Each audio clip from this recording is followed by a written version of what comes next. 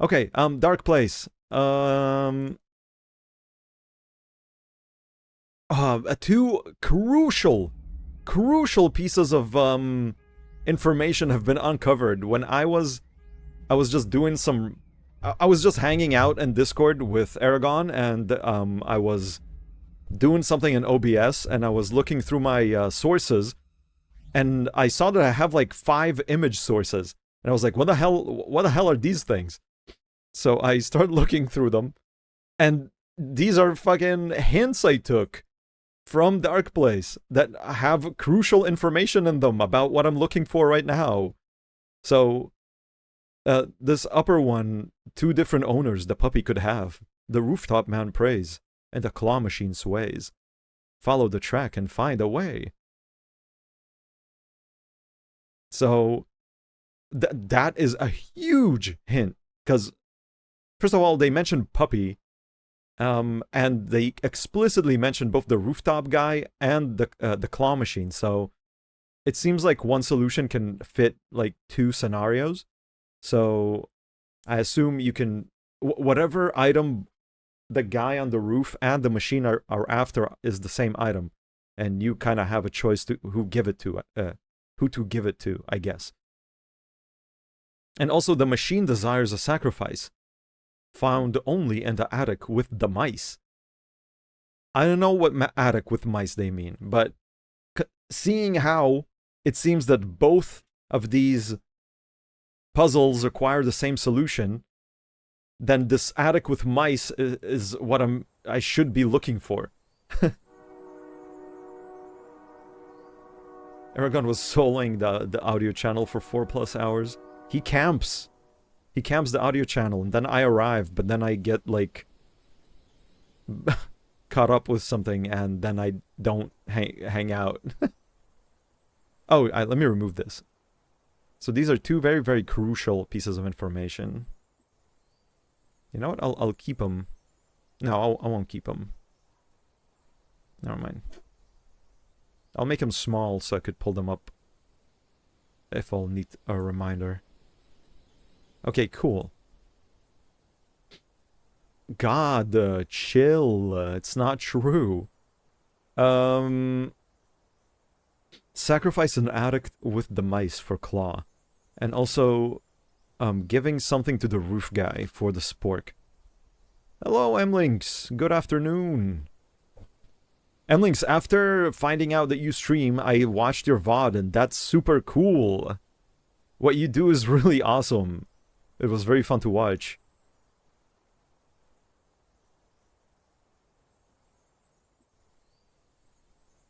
How does one even learn to do this?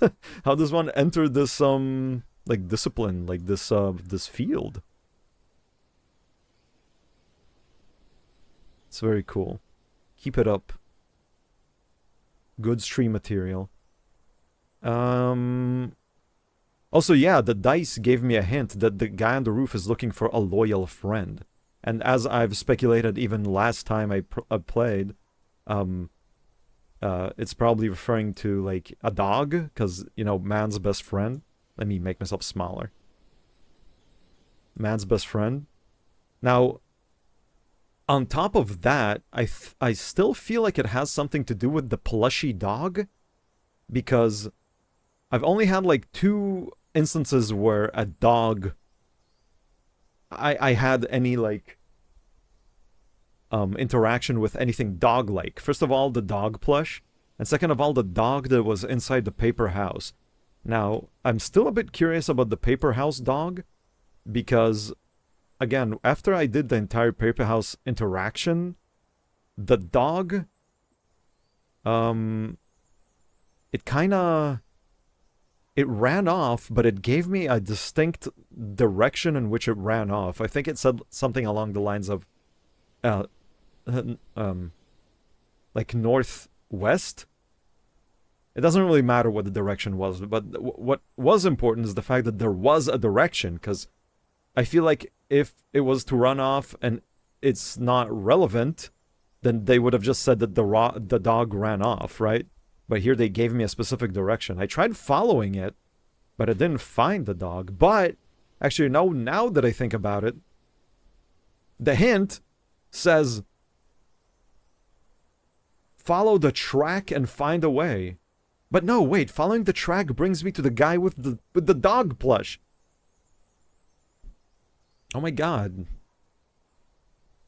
You went to a trade school when COVID happened, and it turned out to be a good career for you anyway. Yeah. I'm very happy you found like something that is actually fun enough for you to like even do off the clock. Right? You're just doing that for fun? Streaming it? That's awesome. Can you... It's like woodwork repair, right? Can you play? Or can you just, like, be a technician?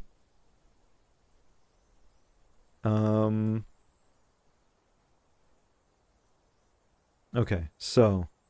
I'm gonna go talk to the dog guy again. The guy that holds the plush.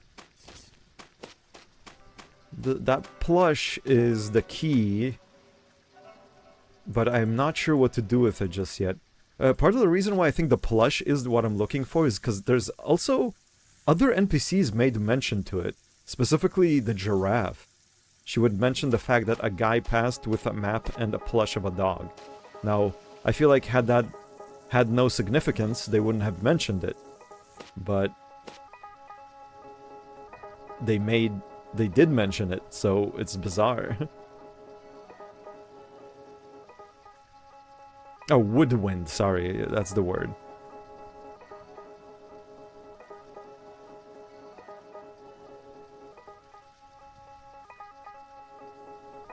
You play piano, all the woodwinds and brass.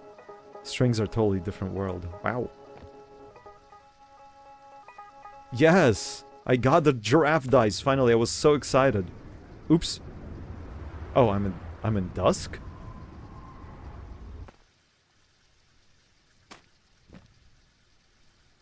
Yeah, I got a bunch of stuff done last time.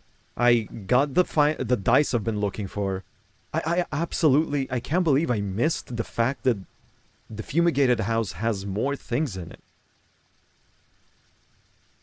It had an entire basement, and not only that, it had the key for the giraffe puzzle. And... what else did I do? Oh, I guess I did the rooftop guy. I finally got confirmation that the rooftop guy is the one that holds the thing I need for Humphrey.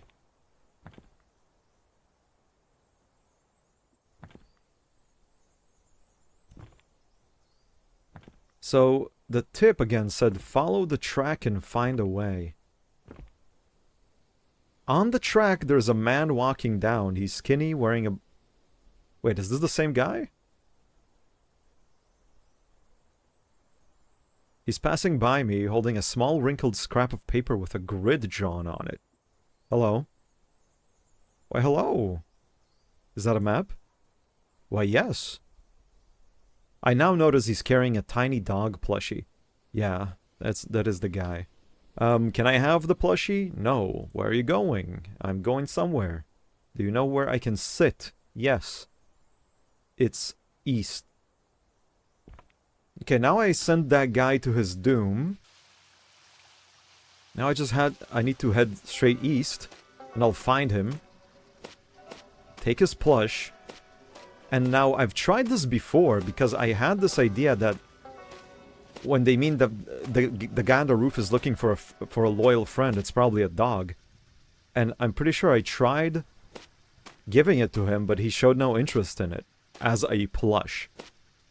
I also think that I tried going to the circus and giving the plush dog to the machine, and it also wasn't it.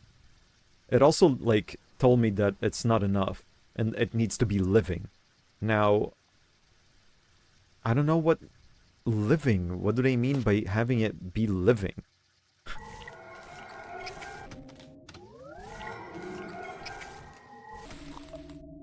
I'm sorry. Check his pockets. I stick my hand into his coat pocket. and find a stitched plushy dog. I also find a map, but it's too wrinkled. Take the dog. Go elsewhere. I'm not even gonna be looking at him, like, die. Tiny handgun and plushy dog. Now, plushy dog. When it's just a plushie, it doesn't seem to be enough, is the thing. I mean, I'm right nearby the guy on... Ah, but to go to him, I need to, like, do the entire sequence in the mall. So I kinda think I'll just head back to the spawn. I'll try going to the circus again. Oops.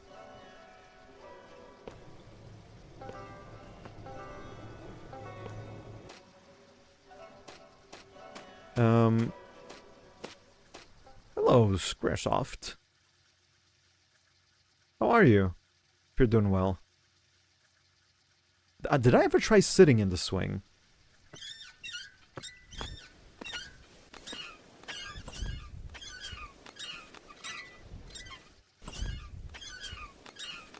Yeah, I think I tried doing this. Push the swing. Push it gently.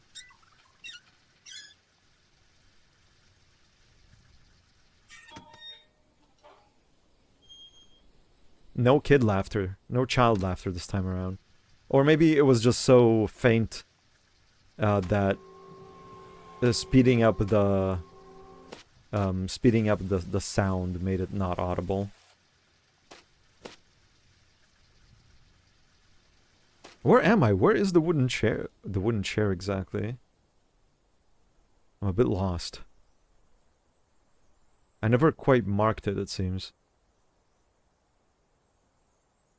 Wait, no, it should be somewhere around here.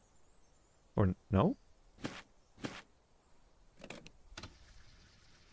If I'm at the corn...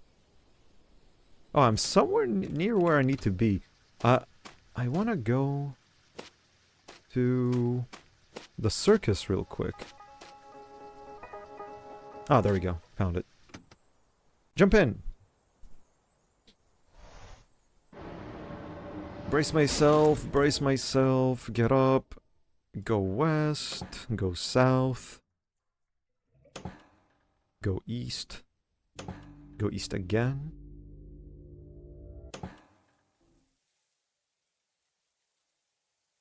Yeah, go to the hole.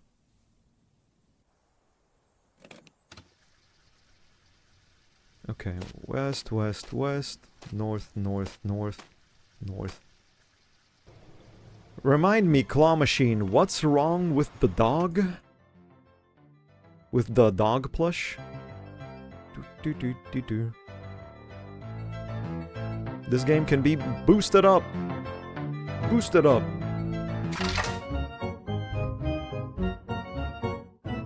Go for the disk drive. A little to the right. Watch. Another quarter. Disk drive.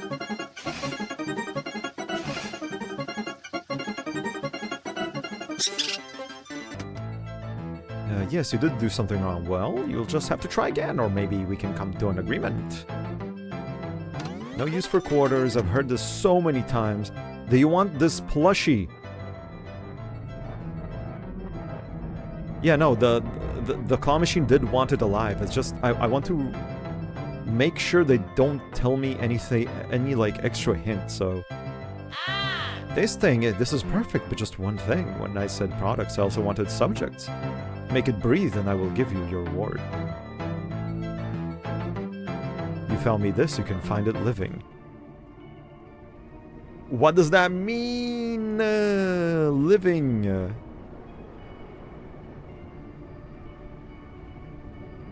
This guy's too big. There we go.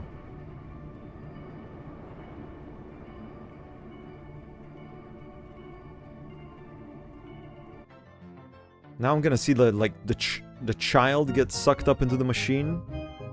Yeah. Like, that's another hint of what needs to be done. Like, we need to put something in the prize chute. You have no products. So yeah, neither does the machine nor the guy on the roof want the dog in its plushy form, and that's so bizarre. But again, there's another funny hint. Like again, how did it go? The machine desires a sacrifice, found only in the attic with the mice. The attic with the mice. The machine requires a sacrifice, found only in the attic with the mice. Now, I don't entirely remember what I found when I went to the attic in the mansion. Oh, whoops, let me remove this. When the only attic I've ever been to so far is only the mansion attic, but that thing, didn't even have any like it didn't solve any puzzles. The only thing that was there was it was a hint for other puzzles. There were just 2 hints telling you what to do with other ones. I think it gave you a hint about Dimlo's finding the speaker there, and I think it gave you a hint for something else that I also know. So that apparently wasn't the correct attic, and I don't think I came across any other building, so I'm a bit confused. Because the other tip, follow the track and find a way, I'm pretty sure only hints at the fact that if you follow the track, you will find the guy that holds the dog plush. But what to do next with it, no clue. Sacrifice. They specifically say sacrifice in the attic with the mice. So maybe you need to sacrifice, quote-unquote, the plush? But what attic? What attic?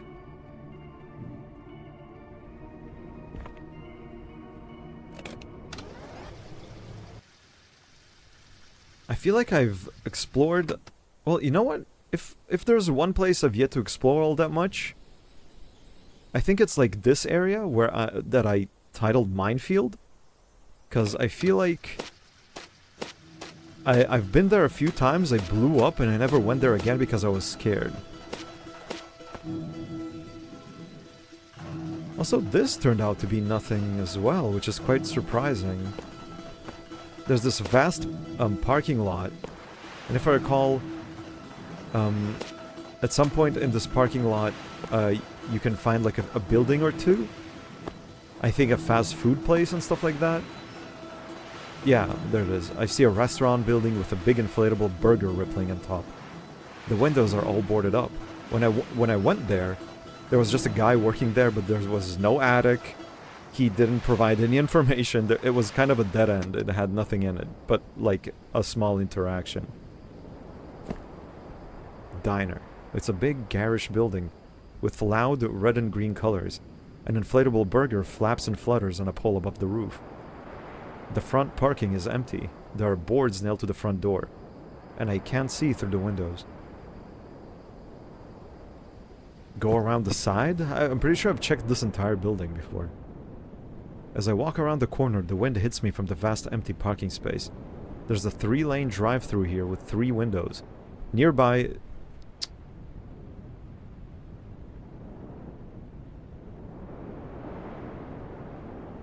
Sorry, my cat was being mischievous. Nearby is the menu board with a speaker mounted. If I recall, this is like... You can try and take the speaker, but it's not the one you're looking for. Go to the windows. The first drive-through window is boarded up. The next window, boarded up. And the next one, half open. Call inside. Anyone there? Anyone in there? Nope.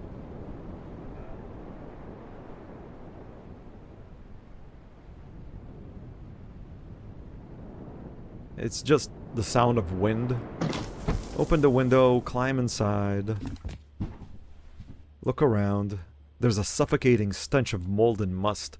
It's dark, but I see the steel counters glinting off a greenish light. I step further into the kitchen. There's a single dim light over an empty grill. over the empty grill, and the young man is hovering a spatula over it. He makes a scooping motion with the spatula, then tilts it over. There's nothing on that. His eyes are spaced out. He slowly turns to me. Oh, he breathes. He breaths. What happened to this place? Nothing. What are you doing here? Working. But it's closed. I know. Need some help? No, thanks. This is for me. I step around a corner to the cash register and I look out over the booths and tables. Everything is coated in thick gray dust, and where light peeks through the windows between the boards and tarps, it's a dim, foggy beam. Go back outside. Yeah. No interaction. There's just a lonely guy stuck in his endless fast food job.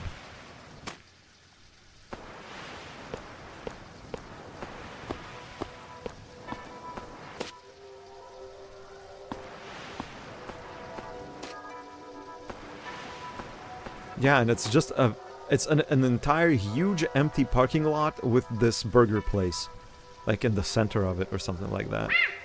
Whoa! Thank you for the follow, DK5.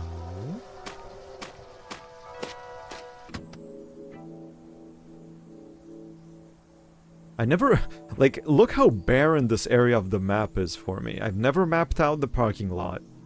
I never, like, there's just, I haven't mapped out this place at all.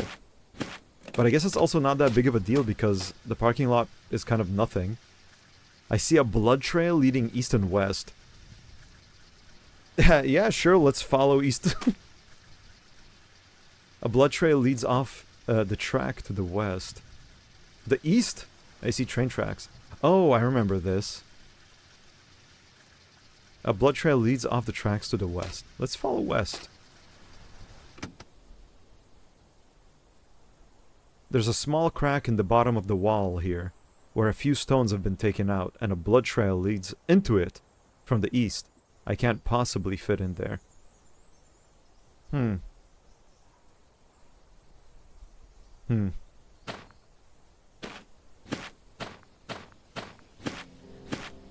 So confusing. And obviously the cobblestone wall, it's this building. It's like, it's this entire area. And I don't think this area has what I'm looking for. Because if you go in and then decide to back out and not interact with it, you can no longer go back in. So, doubt that being something. Hot wind blowing from the north. Okay, well I reached Dagger. Hello?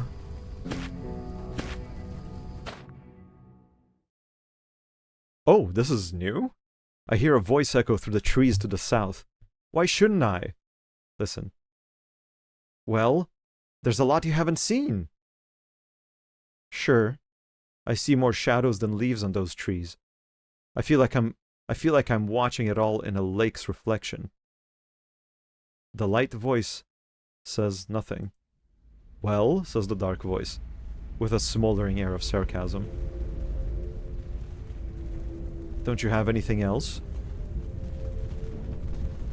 Get on with it again. Tell me about heaven and hell and how I should care. Oh, loud fire sounds suddenly? Oh my goodness. No, says the light voice. No more of that. Here's the medicine you're looking for. I'm gonna get closer to them before they, like, go. Motherfucker! As if they've heard me stepping through the brush, the voices suddenly hush. I come through the trees only to see nothing. God damn it! 'Cause... what if... I should have listened through, like, I should have listened to the entire conversation. That was new, I've never seen that before. I'm gonna mark the approximate place where I think that this took place. Like, somewhere around here.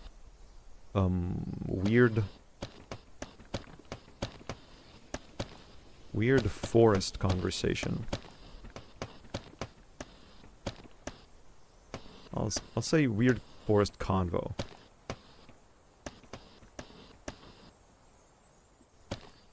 Because what if it's important? Go west some more.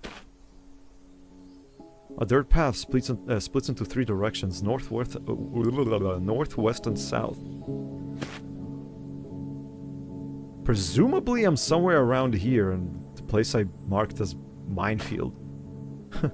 A dirt path leads to the north and east. What if it's a case where you have to follow the dirt path or else you fucking explode? A dirt path leads to the north and east. West and east. West and south. North and south. North, west, and south.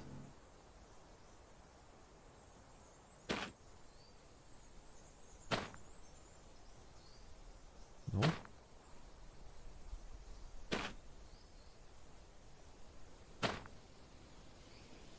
I feel like I'm walking in circles. South. If it north and south split, yeah, okay. What's south? Large fence. A dirt path leads from the north down to the corner of this tall wooden fence, which is to the southeast.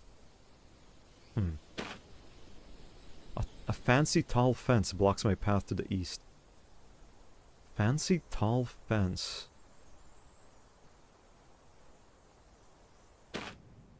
A fancy tall fence blocks my path to the east. Down the hill west, I see a big weeping willow tree guarding me from the wind.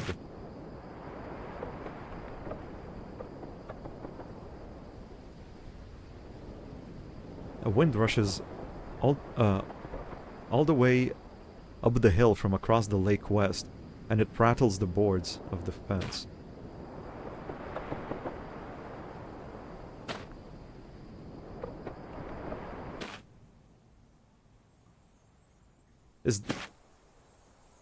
A slope leads down from the east, and there's some pokey nettles which I try not to touch with my legs.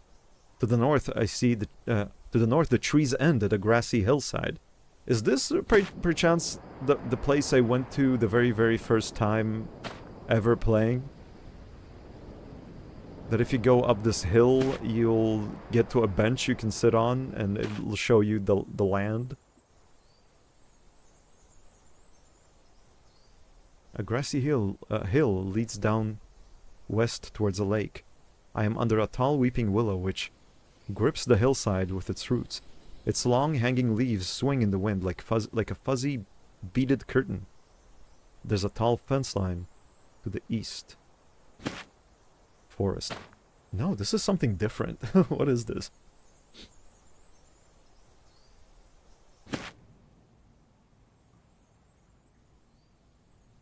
Oh wait, the fence is at the east. Wait, didn't I go east once given the opportunity? To the northeast, I see a corner of a tall wooden fence shadowed by trees. What is this fence? Oh, wait. A fancy tall fence blocks my path to the north. Through it, I can see the side of a small mansion and a big gate over the east side of the property. Mansion? Wait, it can't be that I'm over there somehow. It can't be, no, it can't be I somehow got here. No, I was just here at Dagger, so no, it has to be something else.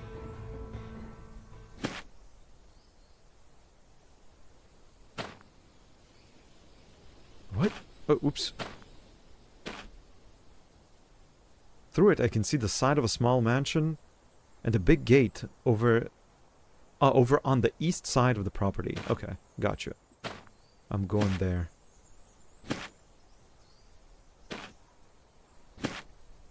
A rusted... Wait, what? This is the same mansion. How the hell? Oh, am I crazy? Look at the mansion. The mansion seems beautiful, but the base is warped.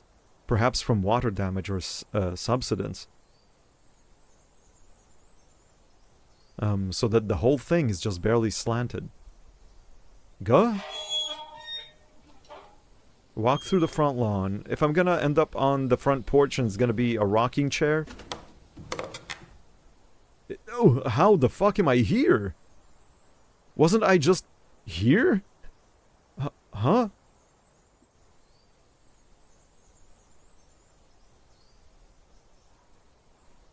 What the?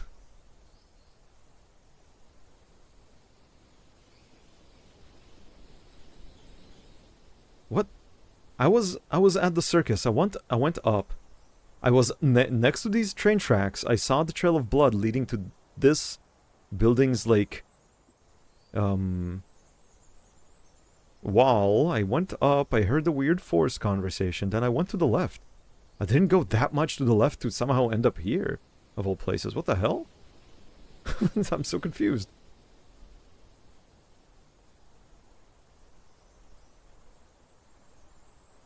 The rose-colored paint of the front door has been chipped off in some places. There's a doorbell.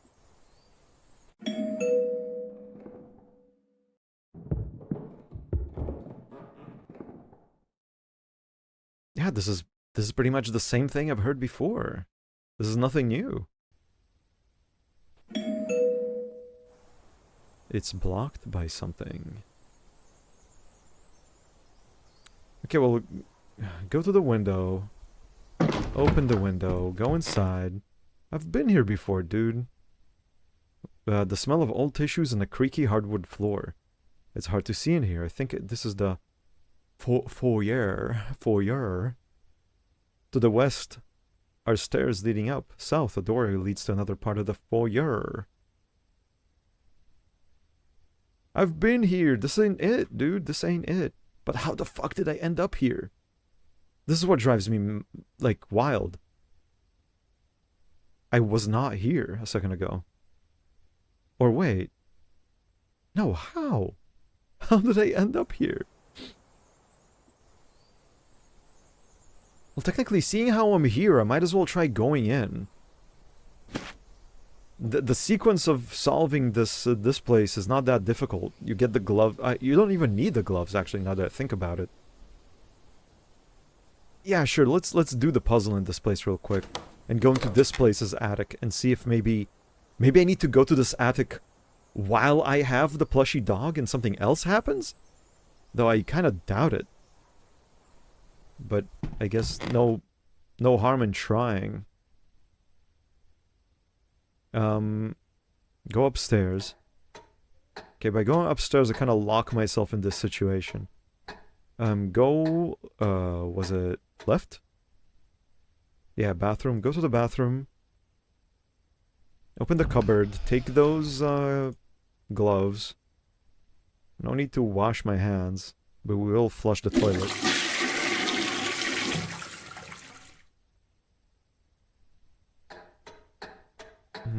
Okay.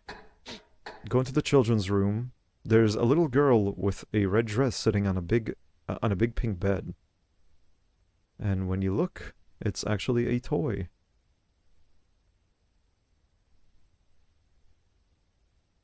Twist the wind-up mechanism. Look at the toys. I see a dumpster truck, a snow globe, a smiling telephone, and a pirate ship, among other things. Open the closet. More toys. And a pile of clothes.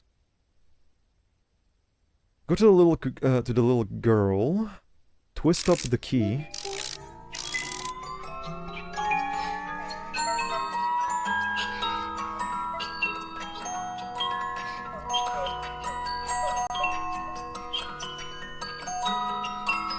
Oh shit! Oh. Wait. This is huge. I never connected these two. She twitches into motion. I like toys. The drummer toy told me, take the whole box. So I took the box and played with them all. But it's dark in here now. Where is the puppy? Where is the puppy I want? She stops, staring up at the ceiling again. The puppy? You mean the plushy dog? But how do I... Is this giving it life? Can I use the wind-up key somehow?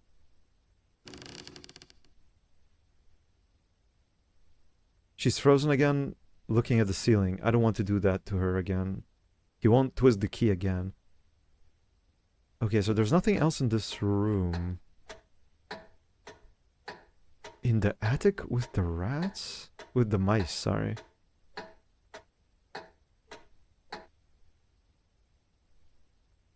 At the end of the hall to the north is a black wooden door. It's locked. You can't hear anything on the other side.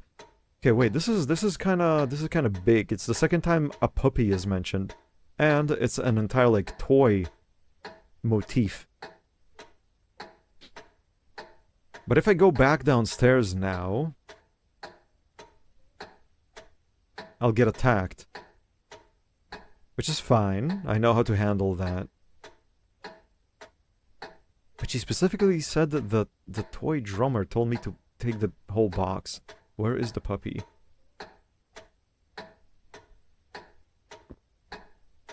Okay, let's try going downstairs and triggering this entire chase sequence. A tiny plastic marching drummer toy is at the bottom of the stairs. How did it get down there?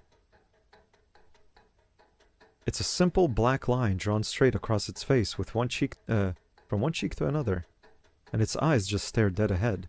All the details seem to have been sucked out of the drummer into the drum. That's interesting. The drummer toy begins to vibrate, something agonizing under the surface. Agonizes, sorry, under the surface.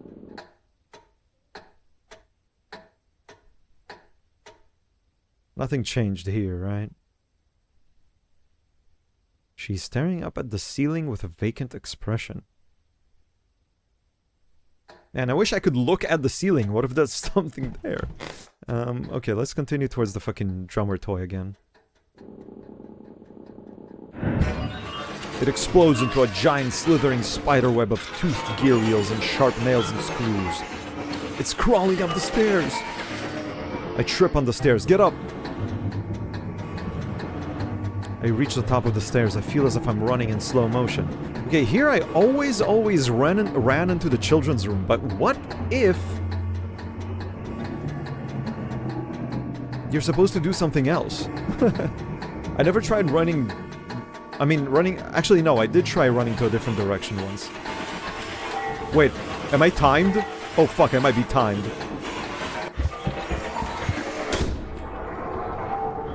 Hide behind the shower curtain?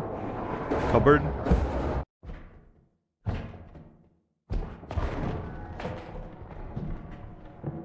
I know that when I hid in the children's room, in the closet, I was safe.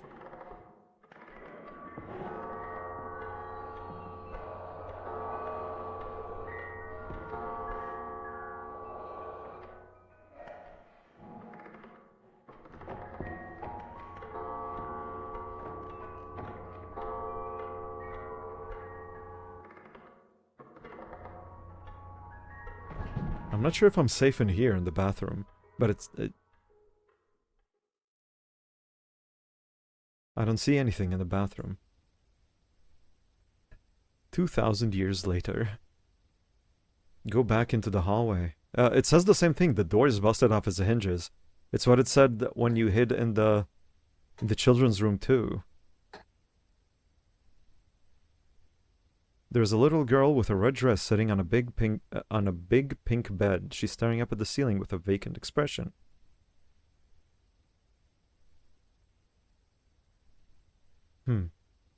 Still no interaction with her. It's so bizarre.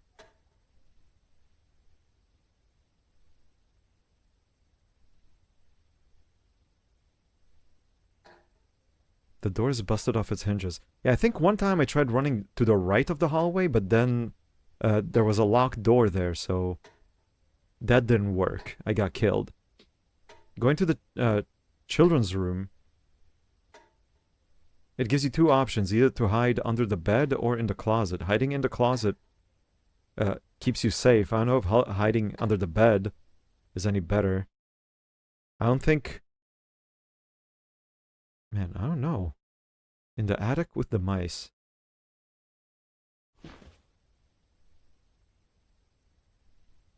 Here I see the front door and a dusty coat rack. West, a doorway leads into the living room.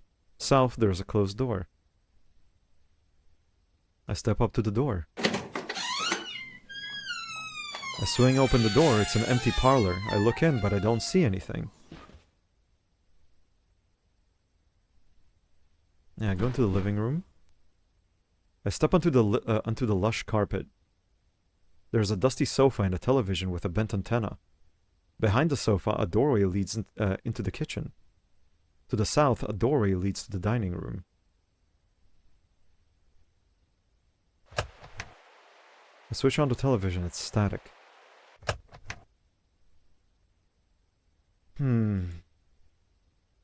Looks like a kitchen from the 70s. I feel like I'm being watched. To the west, a door leads out to the back porch. To the east, through an open door, I can see into the pantry. Many ingredients and silverware line the shelves. The food at the front of the shelves is okay, but at the back of the shelves, everything looks moldy and rancid. I see a note taped to this can of chili beans. Putting the note here because you never see it, even when it's on the front door. But I know how much you gorge yourself on these beans. We all know... Oh, wait. We all know the old dog is getting fat, and we all know it's because you feed him under the table, but you won't admit it. Well, you have to stop, because he's lying there screaming, and it looks like he's going to burst. And he won't leave the table. The old dog is under the table. The door slams behind me. It's pitch dark in the pantry. I try to twist the knob, but it's like it's being held on the other side. Hey, who is that? I finally managed to get the door open. I don't see anyone. Get out of the pantry. Go to the pantry again. Read the note again. Leave the pantry. Okay, it doesn't happen again. Go to the living room. Go into the dining room. A huge dining table is set up for a banquet, full of delicious food laid over a nice ornamental cover, but there's a horrible stench that makes me want to retch. Beautiful pottery lines the shelves on the walls, and a marble statue of a man stands in the far corner. Now, it gives me the option to look under the dining table. And supposedly the dog is there. There's all kinds of food on the table. I see a big turkey, fruit salad, mashed potatoes, various candies and puddings. Amidst it all, I also see a shiny golden key. Now, looking under the table is never... It's like never game over or anything like that. Look under the table. Should I pull up the drapery and look underneath? Yes.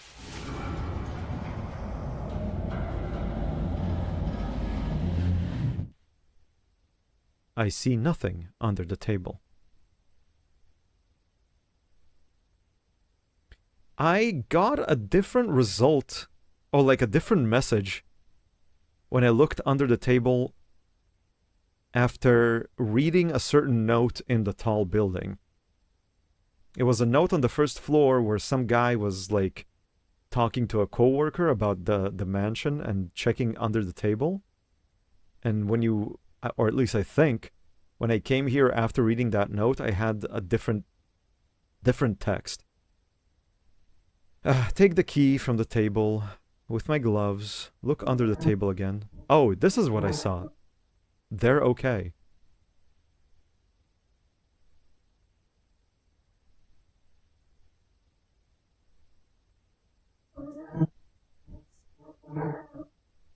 What is that sound?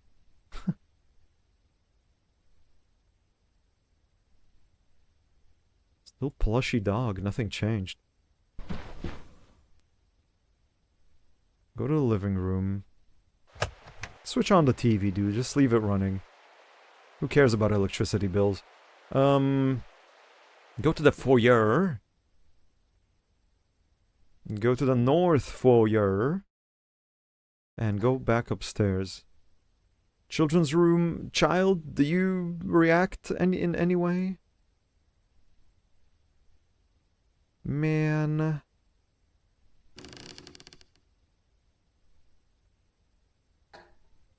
Okay, well, go left to the... Oh, sorry, not the bathroom. Go right to the black wooden door and open it with the golden key. And here there's a tiny white wooden ladder leading up to the attic. The only mention of an attic I've ever had. And I've been here before, but never with the plushy dog in hand, I guess. So let's try climbing the ladder. I carefully climb to the top of the ladder as it wobbles back and forth. Above me is the attic door. Push up on it, and it gives me a little cutscene, but there's nothing to see. The attic with the mice.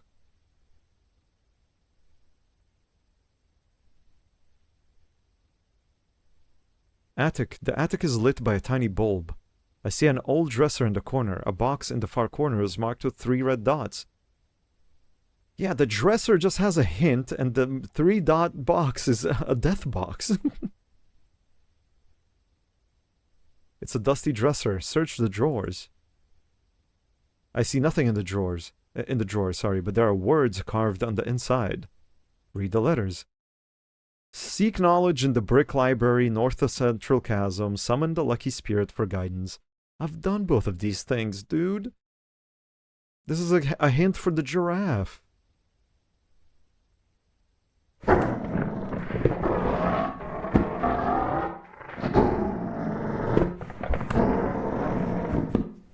As I get closer, the box starts shaking. I hear growling noises. Is this the dog?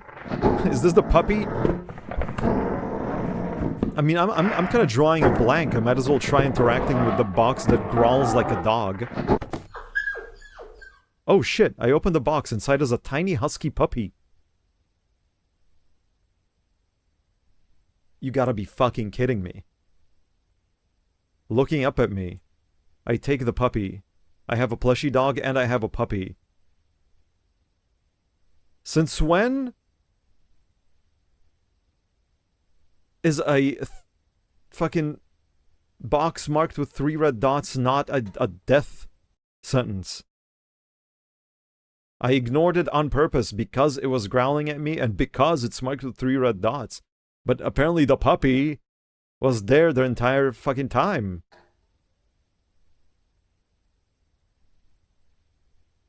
It's not fat, it's a little husky. Yeah, it's a different dog.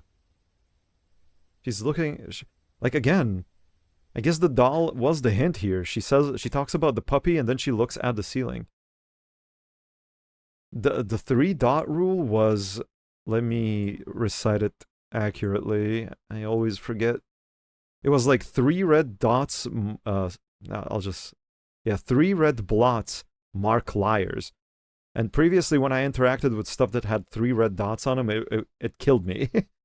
For example, there was a door in the chasm that had 3 red marks on it, and if you try to open it, it becomes a... It's like... It ends up being like a metal plate on a spring that, like... pushes you to your death. It was lying about the growling and being dangerous. That's not how I see it.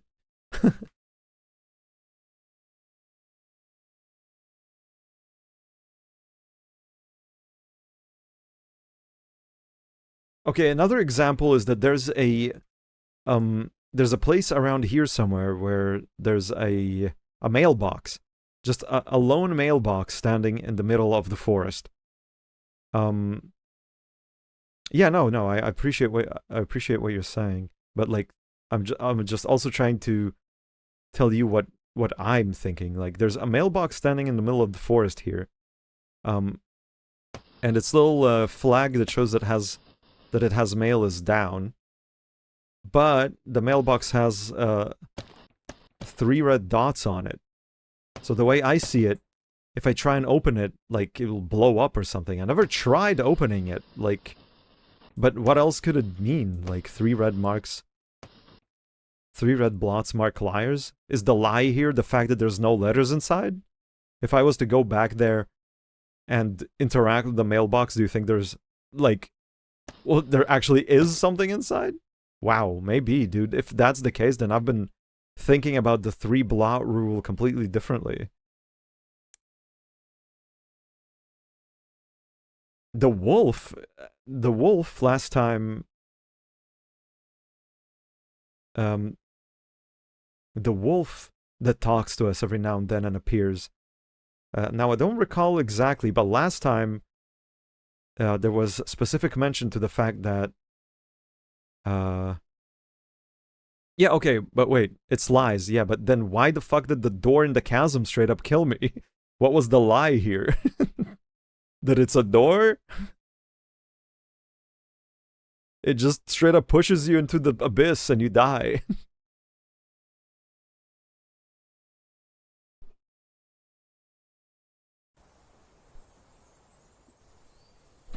That's silly.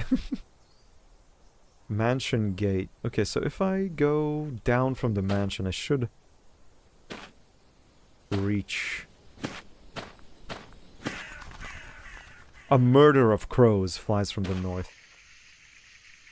It's such a hardcore way to, like, refer to a bunch of crows.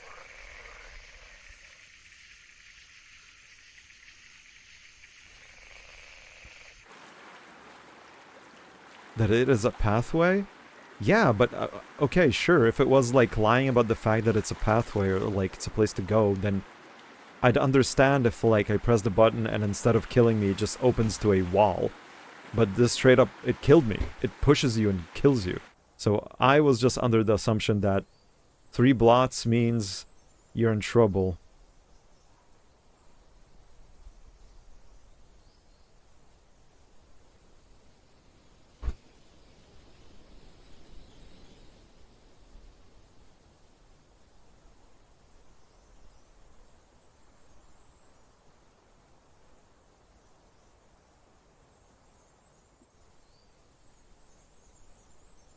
Yeah, but if they do more than lie, they kill me. The door did more than just lie to me, it killed me.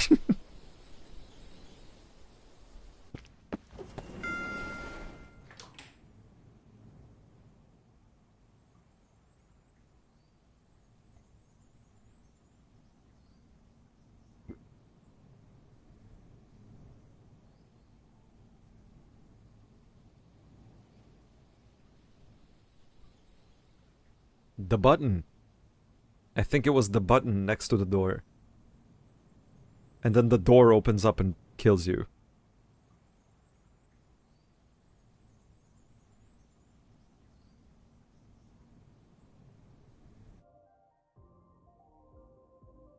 Okay, well, let's try giving the dog to the guy on the roof.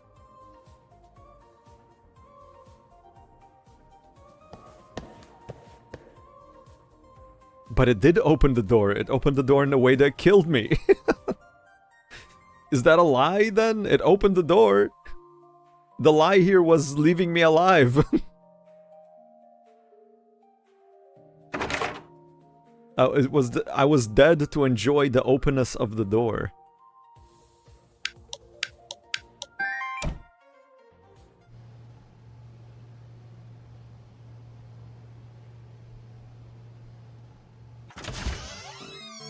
Hello again, you. I forgot your name that plays the fucking video game.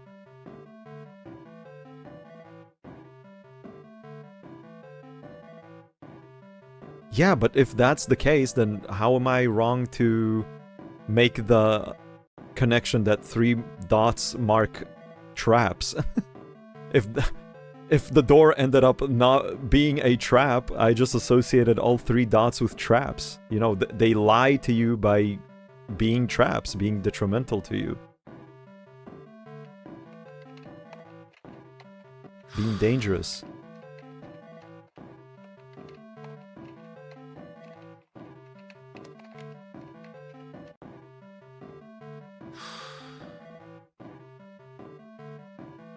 Dude, whatever, like, it doesn't affect me. Just close the door behind you when you leave.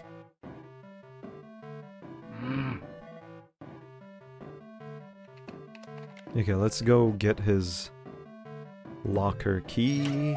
Evade the baboon.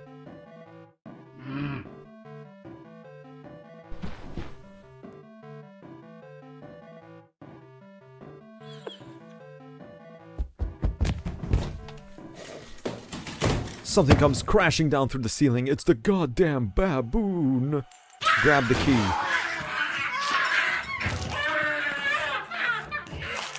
So loud. This baboon. So very loud.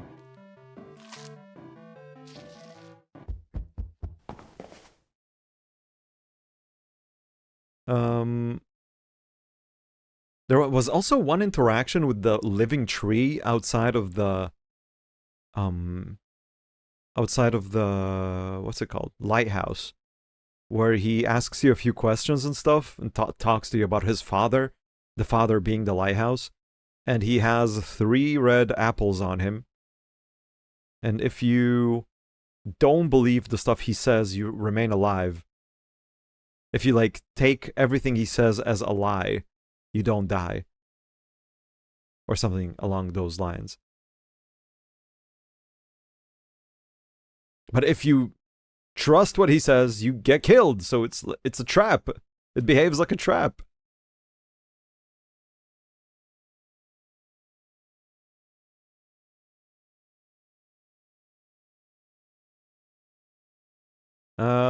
Close the door behind me. I think that's important because it prevents the baboon from running right after me.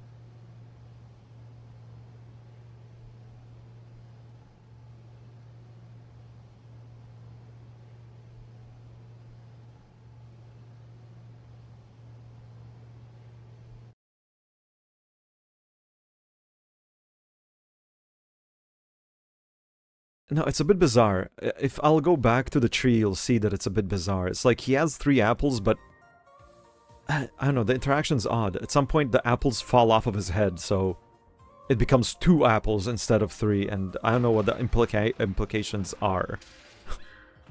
Maybe that he was not a 3-blotted being from the get-go? I don't know. It's weird.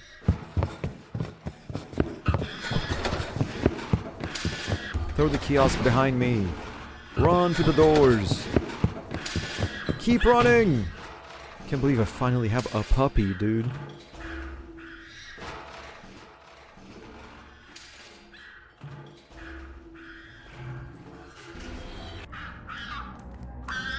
It leaves a trail of red handprints all over the tile. Punch!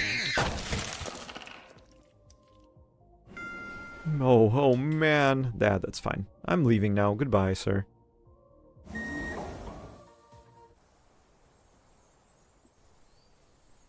Before I talk to the guy on the roof, I wanna make more tea. I'm gonna go make more tea.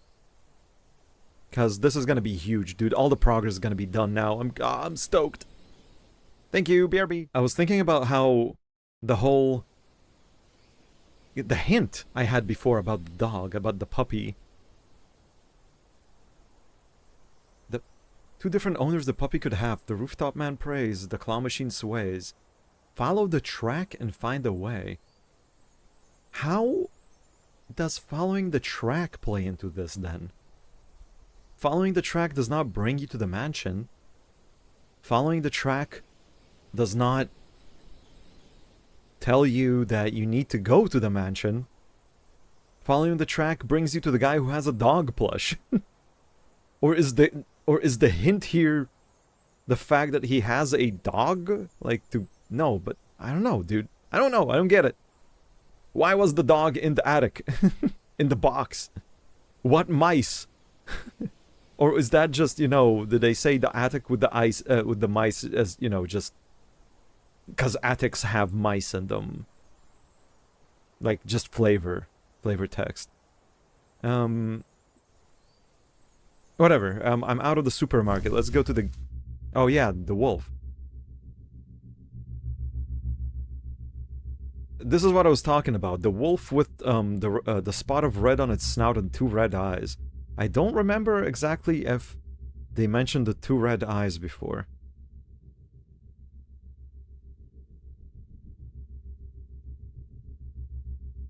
And, I mean, okay, how about this? Like, if we're gonna assume that the 3 red marks just mean that whatever is being said is a lie, how does that coincide with the fact that there's another rule that is, do not trust the wolf?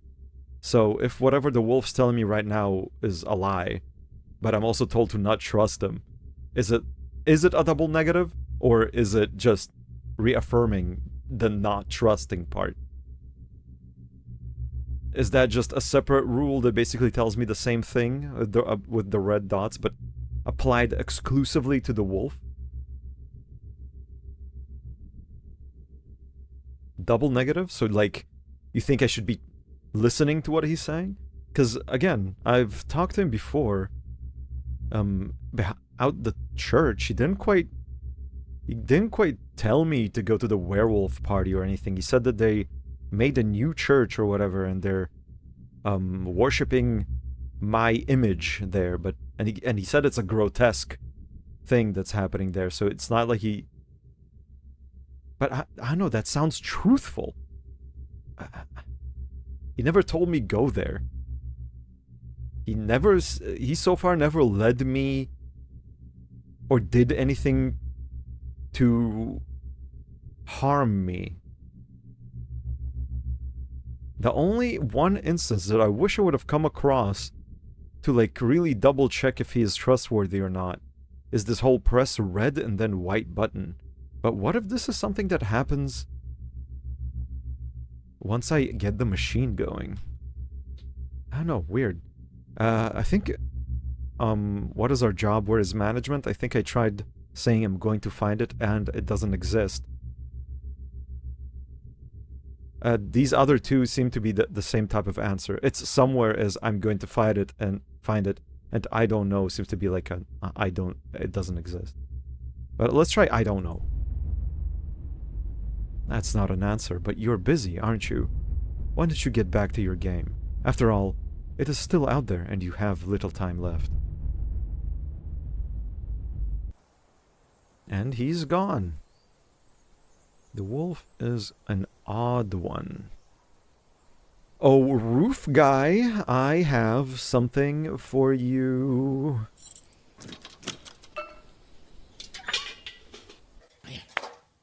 How did you... Oh, a customer! Oh yes, finally! Were you trapped? Oh no, of course not. I had a plan.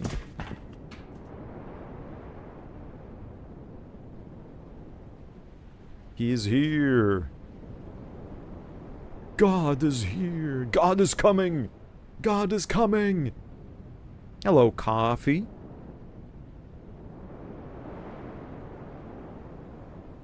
Right here is a giant stack of microwaves and computers. Snuck it from the trucks. They always loading up in here.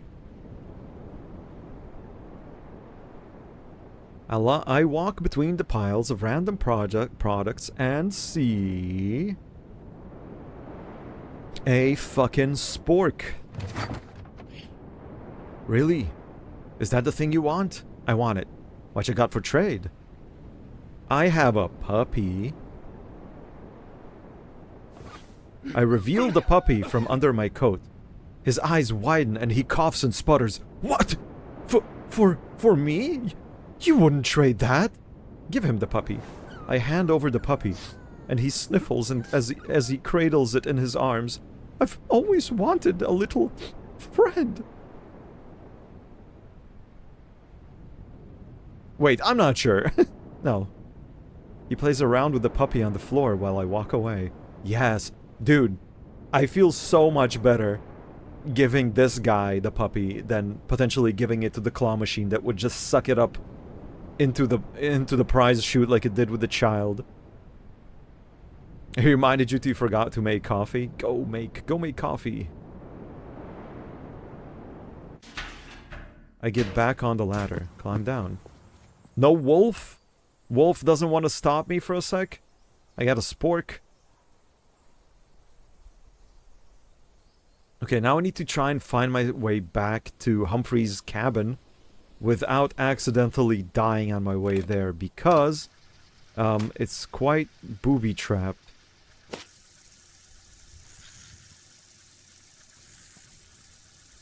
If anything, if there's any place I should map, it's probably the swamp.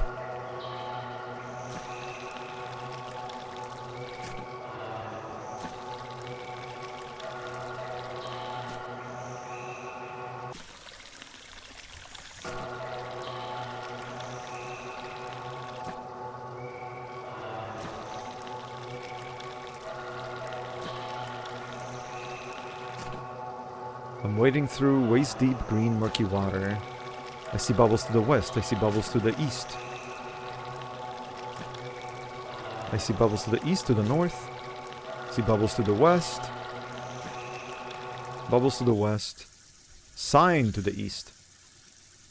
Strange bubbles, strange consequences.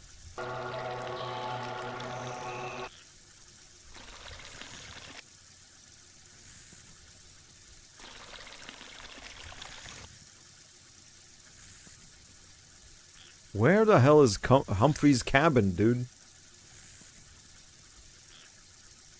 To the east I see a piece of paper taped to a tree. It has a drawing of bubbles with a big X mark over them. I see bubbles in the water to the southeast and northeast.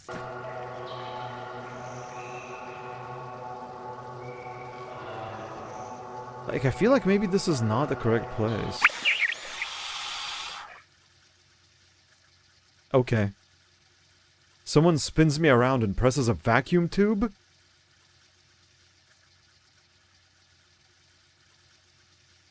First ever mention of a vacuum tube. And presses a vacuum tube onto my face. It sucks the air out of my lungs as they hold it and hold it and hold it. All the air.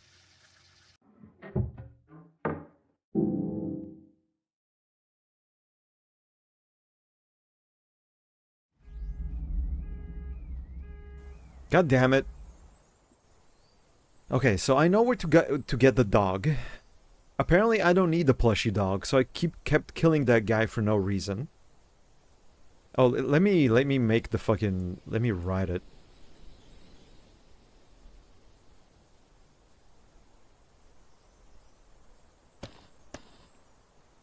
Has puppy.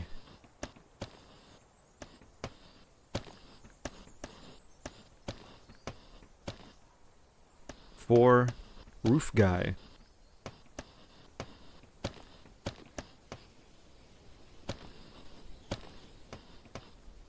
Has puppy for roof guy.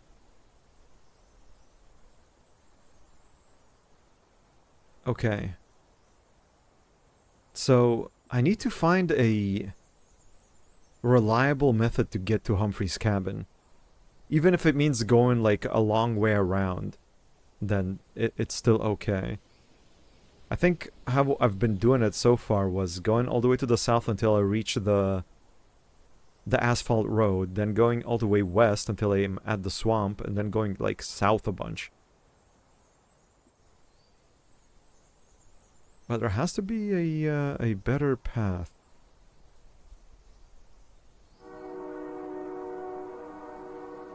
Though, I mean, I don't really need a better path. I need a reliable path. Even if it means, like, having to take a long way around, I don't mind, as long as I can, like, get to where I need to go without much hassle.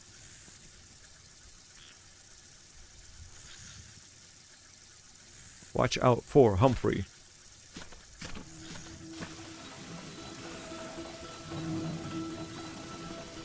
Reflective pipe. Boardwalk. Now, I don't remember if the boardwalk would lead you to Humphrey.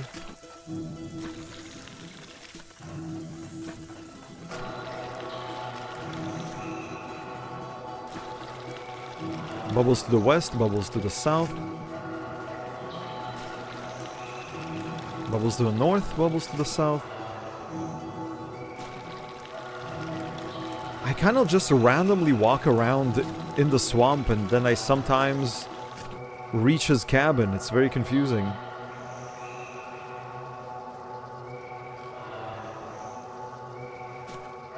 Ah, I accidentally found his house. But I have no reason to be here. Shit. I see bubbles all around in the water to the south and west. North. Okay, what if I'll just try going a bunch north? North, north, 2, 3, 4, 5, 6, 7, 8, 9, 10. 11. 11 steps from the start of 11 steps. 11 down. 11 down.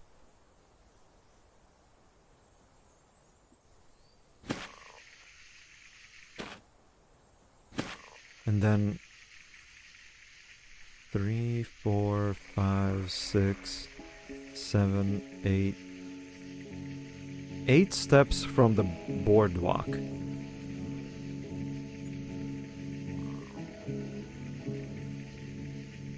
Eight steps from the boardwalk. This is the boardwalk.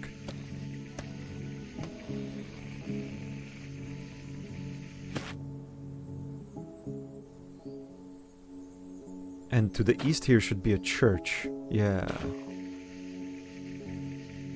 Okay, okay, so 8 steps from the boardwalk and then 11 steps down. Let me see if I can recreate reaching Humphrey's cabin this way. So I'm on the boardwalk, just where it starts. I go west 8 steps. Let's speed it up. 2, 3, 4, 5, 6, 7, 8. Then 1, 2, 3, 4, 5, 6, 7, 8, 9, 10, 11. Yeah! Good. Very good. I like this. Consistent. Okay. So... Dude, everything here is so close by. Like, the mansion's right here.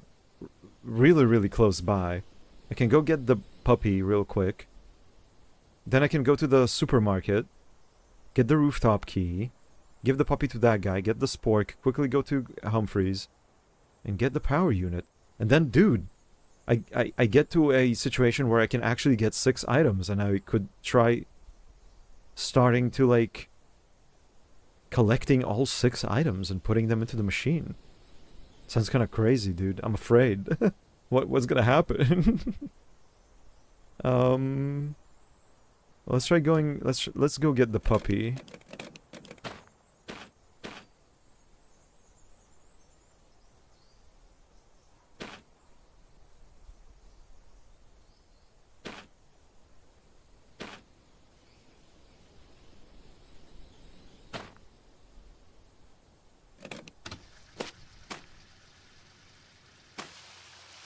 Lake. Okay, so if I go east from the lake... Large fence. Yep. Dude, I still am stumped as to how the hell I got from way over here next to Dagger to suddenly being next to the mansion. I swear, I got teleported. Something teleported me. Walk through the front lawn. Go to the front porch. Go through the window.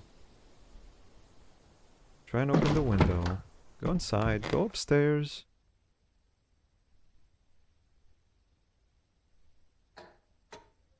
Go to the bathroom.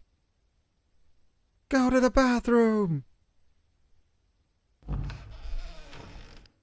Take the gloves. Go back. Go down the stairs.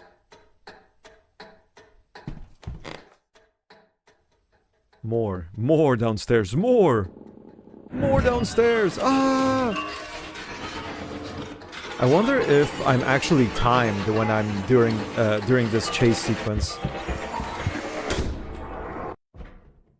Because when I was just standing there thinking, like, maybe to go to a different direction instead of just the child room, it, like... The sound of the creature was getting louder and louder. In a way I've never heard it before, because I never, like, lingered around to see what would happen.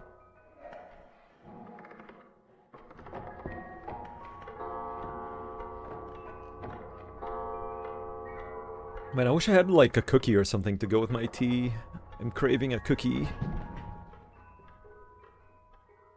Or a cuboid of chocolate.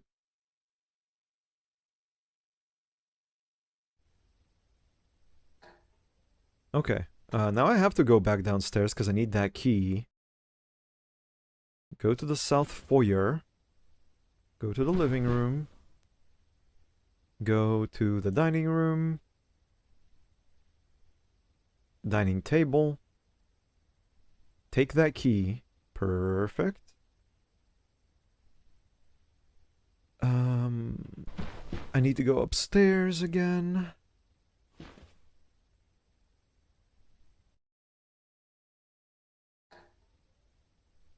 Go right to the black wooden door. Open it.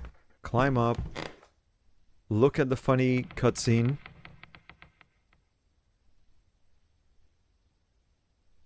I can't believe I was so close to actually finding this dog, dude.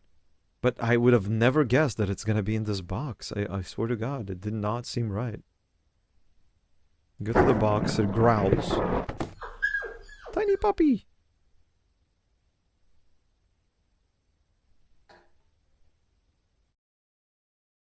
Puppy achieved. Puppy retrieved. Climb out the window, leave. South. Now gotta make myself to the my way to the goddamn Walmart.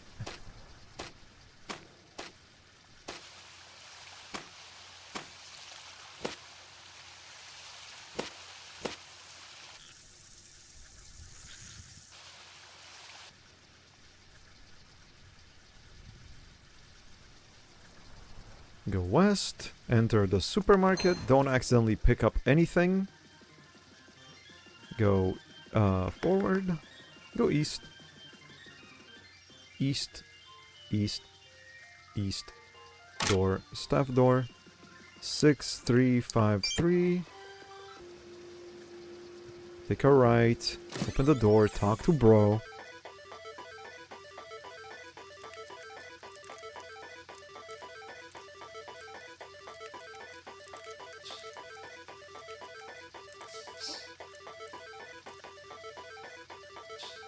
Okay.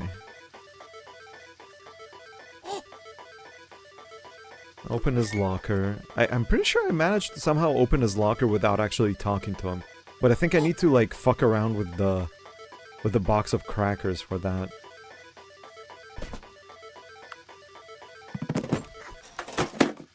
Baboon! Close the door. Leave the room, leave the staff only, go west. Run around. Throw the kiosk, run to the doors.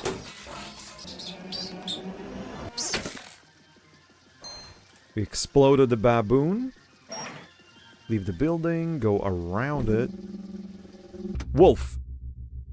I think there's one answer I did not give him. I think it's somewhere. I never told him that.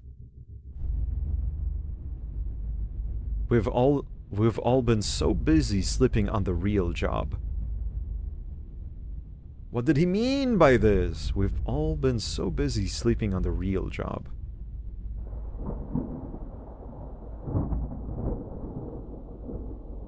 Oh.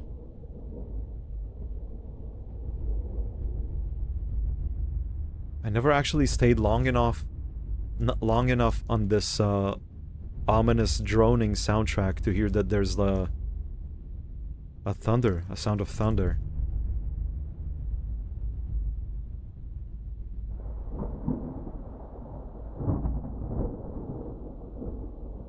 If I recall correctly, at some point in the game they told me that the sound of thunder means that a new soul has dropped into the dark place. But maybe I'm misremembering that.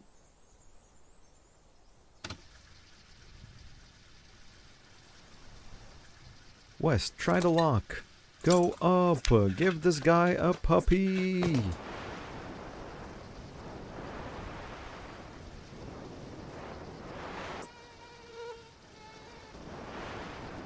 I need the spork, please.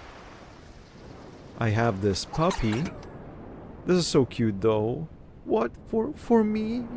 You wouldn't trade that. He sniffles as he cradles it in his arms. I've always wanted a little friend. I'm so happy to give it to this guy, dude, honestly. Of all the options, this one's the best. Fuck that claw machine, dude. Okay, so now I need to get to Humphrey's cabin without dying. So I need to do it carefully. I need to enter the swamp, but I need to...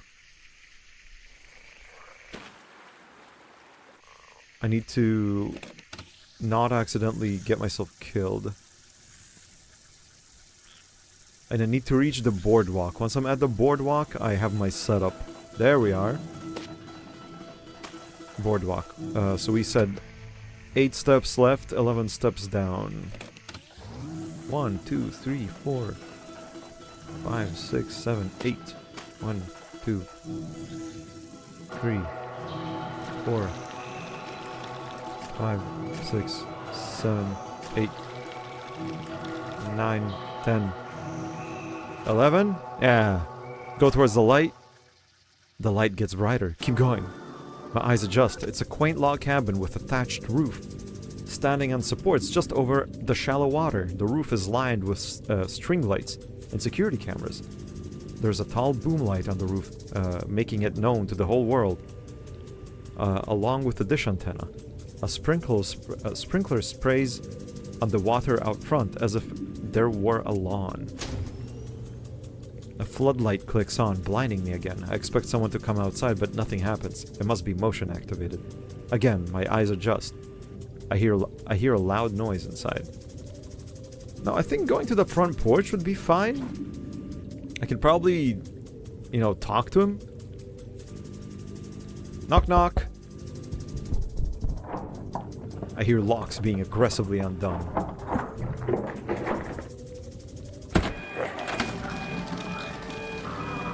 He's a very large man wearing blue overalls with a stubbled face and a permanent frown that's covered in chunks of food. Hey, do you want a spork? The hell is a spork? I take out my blue plastic spork. His eyes widen. What? That their design is pure genius. I'll try. I need your power unit. He says, that's funny. You think I fancy myself some kind of businessman? Sorry, that's funny. You think I fancy myself some kind of businessman? You know I could just take that from you right here and right now and give nothing. Pull out my empty fucking pistol. No, he would fucking straight up kill me if I do that, but... Try it seems like he will shoot me. Please don't! Motherfucker. Thanks, wimp. He pulls out the taser and shoots me. My body becomes pain as I slump on the floor. Every muscle cramping head to toe. He kicks my head, knocking me out. Fucker, I got Humphreyed. It smells strongly of beans. The big man is leaning over me from the side. He says, oh, doing that was a real big mistake. I need your power unit. Hey, if you had some kind of one of them utensils... Motherfucker, I gave you one. Humphrey's log cabin.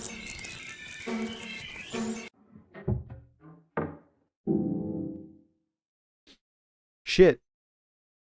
So what's the correct way of... Or rather, what's the correct way to handle this Humphrey fucker?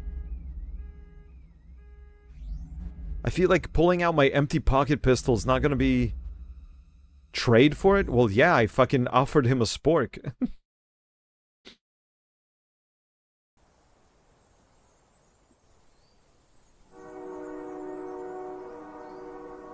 I asked him if he's looking for a spork. I'm basically a door-to-door salesman.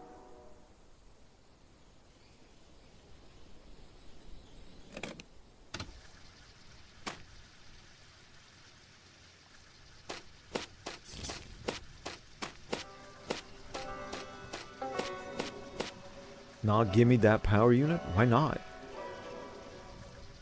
Why do I need to, like, tiptoe around it? I need his power unit.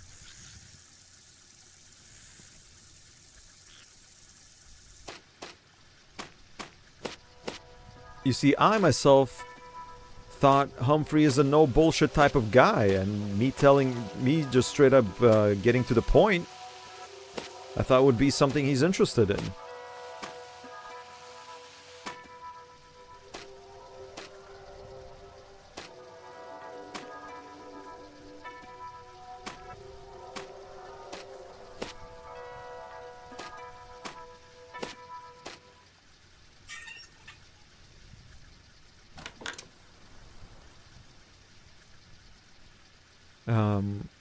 Open the window, go inside, go upstairs, go left, get those gloves.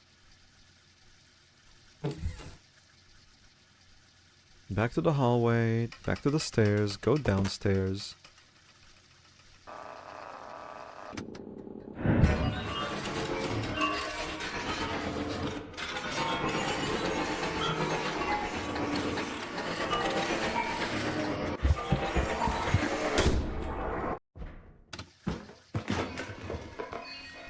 Saying I will trade for it sounds pretty straightforward. Yeah, but how's that different to... I straight up started the conversation with, hey, do you want a spork? It's not... I didn't start it with, hey, I want your power unit.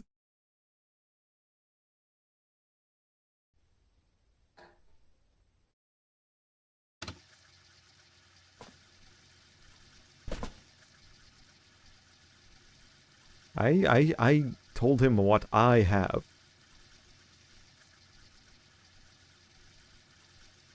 Go to the dining table, take the key, go back, go upstairs. I suck at bargaining? No! Fucking Humphrey sucks at trading.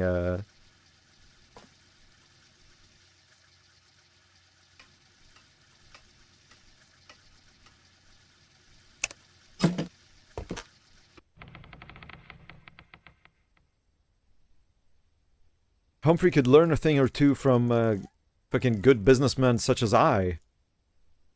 I want business to get done.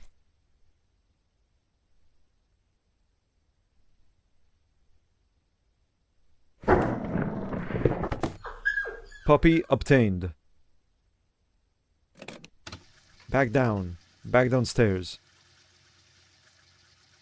Climb out. I'm gonna have to do this a few times until I understand the exact, like, way to handle this Humphrey situation. And then, once I know how to do that, I can, like, try starting to plan actual runs where I collect all 6 items. It's been a while since I got some of these items, like, I haven't taken out the... I haven't gone to Dimlow's to get that speaker in quite a while.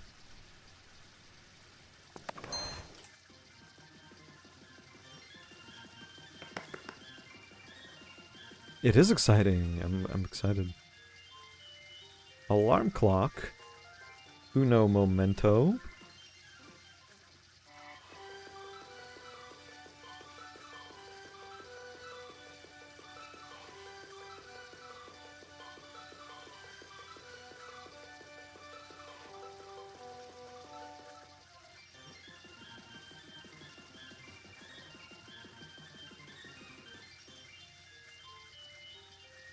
I'm back.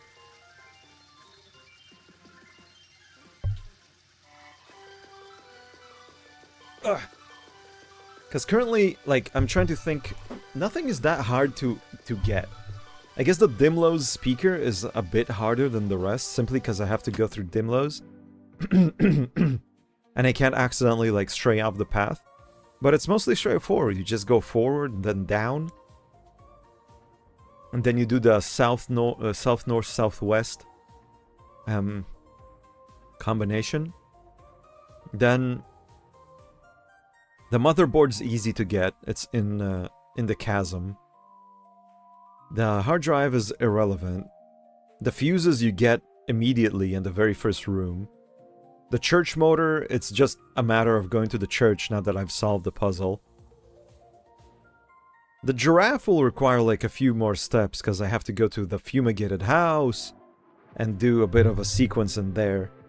So I guess like Dimlos and the lenses are the one, and obviously me working towards either the power unit right now or the hard drive. Like the way, like I hope that this Humphrey thing, like what if, you know how when getting a hint from the giraffe about Humphrey, she was like, no, no, no, not Humphrey, not Humphrey. And everybody keeps warning me about Humphrey. What if Humphrey's not the fucking solution here, sadly enough? What if I will end up having to not...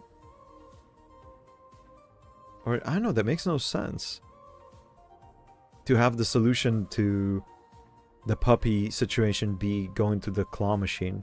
Like, the claw machine seems the most straightforward, because it straight up just told me, give me a living creature, I'll give you the thing. But it feels wrong. But Humphrey fucking sucks. So I'm a bit conflicted.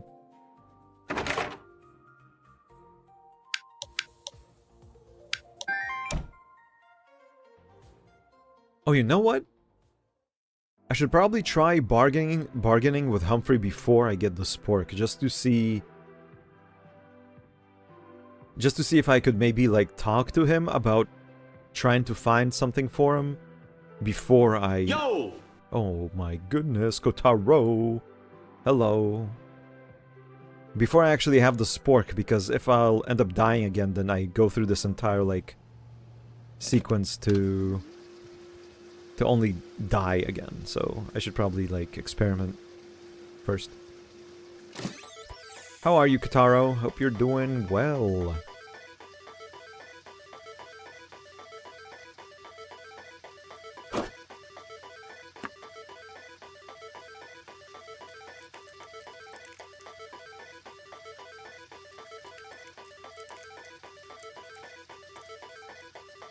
Do I have to say hello to him? What if I look in the box and then turn it upside down and take the dice?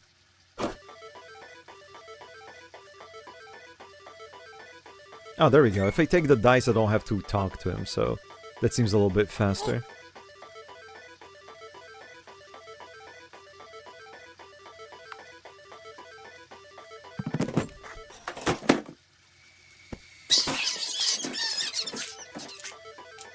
Super tired after work. How am I doing? I'm doing pretty good. I had a super long day at work yesterday. I worked from like 6:30 in the morning till 9 p.m. Well, at 9 p.m. I finally got home. So I was exhausted. But at least today I got to relax. Like, because yesterday was so long, today I got to stay at home. But I spent like half the day sleeping.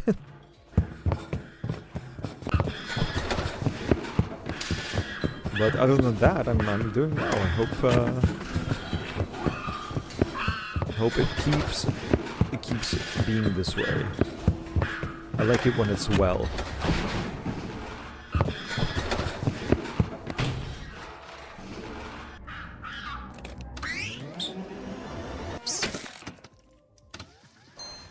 Okay, back to the gander roof. Well, after we talked to the wolf a little bit. He was the happiest when I told him... When I gave him the answer of, it does not exist. Where is management? It does not exist. The wolf grins with its teeth, and for some reason my blood runs cold. Yes, you're right! We are alone. That's so easy. Now all questions are answered. We solved it. I don't know what this guy's talking about. He's freaking me out.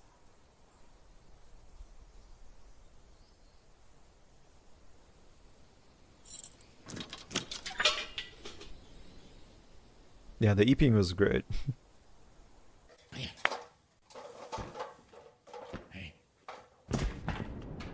What's up, dude? Look at the man. Look through his stuff. Give me that spork. I wonder if I can, like, accept any of the other items he has for sale in trade, like, and trade him the dog for it. Because that feels like it will be, like... soft lock? I don't know. If you take the wrong item from him.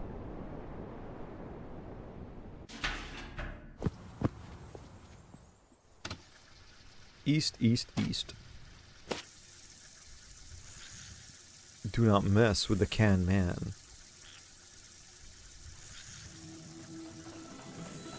Stay out of his cabin. Like, every single thing is warning me not to go to his house. 2, 3, 4, 5, 6, 7, 8. 2, 3, 4, 5, 6, 7, 8, 9, 10. Then, why do I choose to go to his house? What if it's the wrong thing to do?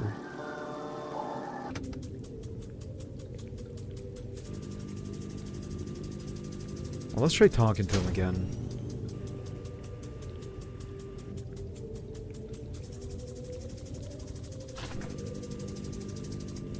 Let's knock on his goddamn door. Ah, oh, please don't kill me, Humphrey, for the love of God.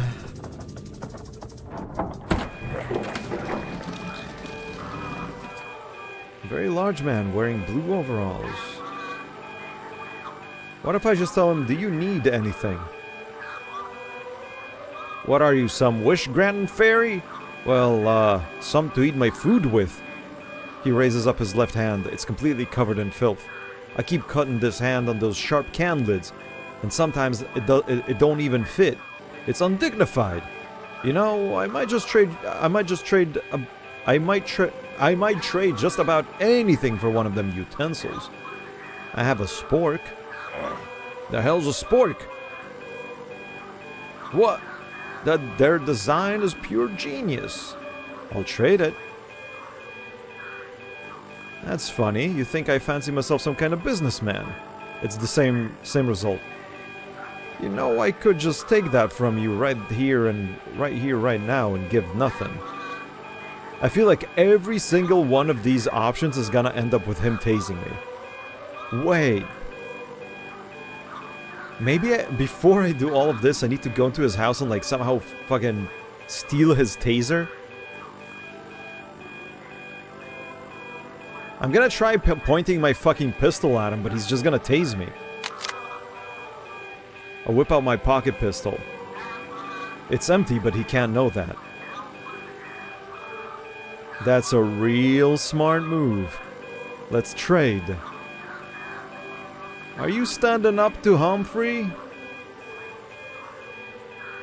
Nod. Motherfucker. Oh, fire, but it's not gonna fucking do anything. He tested me. Fucker. He didn't actually tase me. Shit. He won. Now I'm a man of principle. I could, hang you by the eyelids or make you a taxidermy. Bolt your ass up over my fireplace.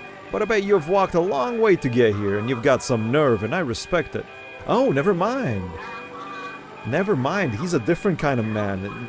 Just the fact that I threatened him and had enough balls to shoot him had my gun been loaded. He actually respects that? Okay, okay. Let's trade.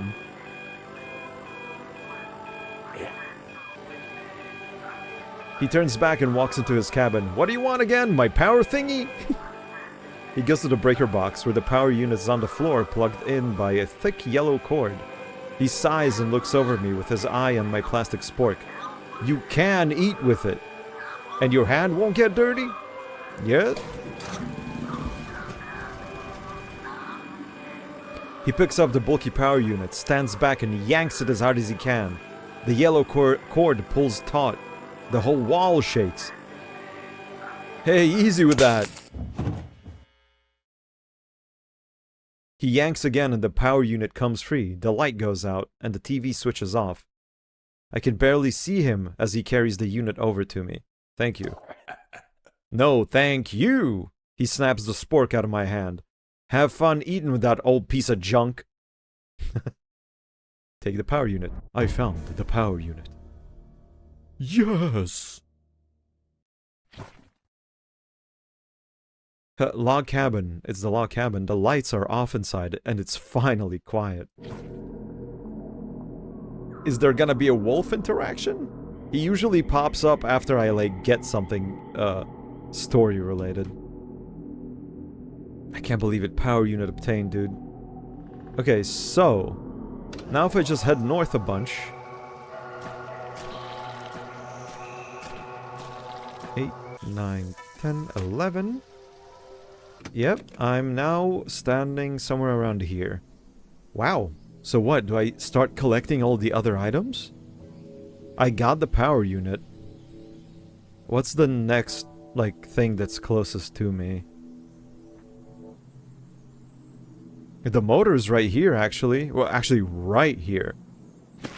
I just need to go east a few steps. And north, east, north, church. Go to the entrance. I get a... Oh, actually, I get a wolf interaction right after I get the motor from the church. So this time when he comes to talk to me, I want to see if it mentioned the fact that his eyes were red. Because I know for a fact they always mention that his snout has a red mark on it, but do they always mention his eyes being red? Go to the pulpit. Go to the pipe organ. Play the pipe organ. It's, where is it? High, mid, mid, low, mid, high, mid.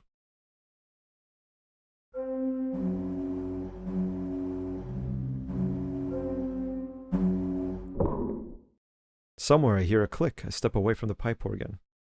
Leave.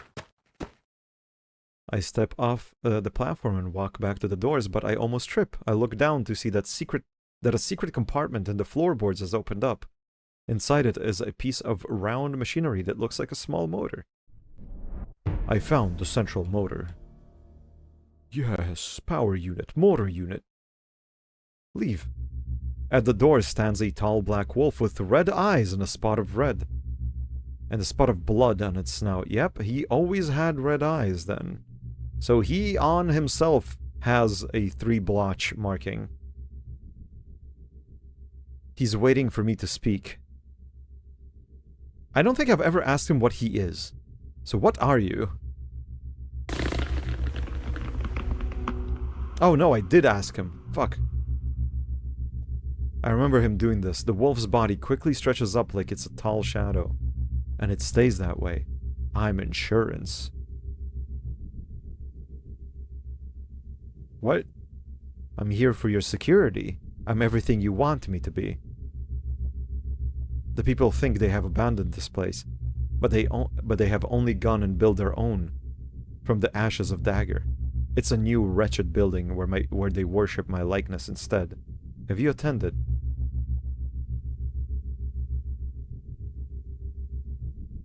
I don't think... What are you talking about? Oh, never mind.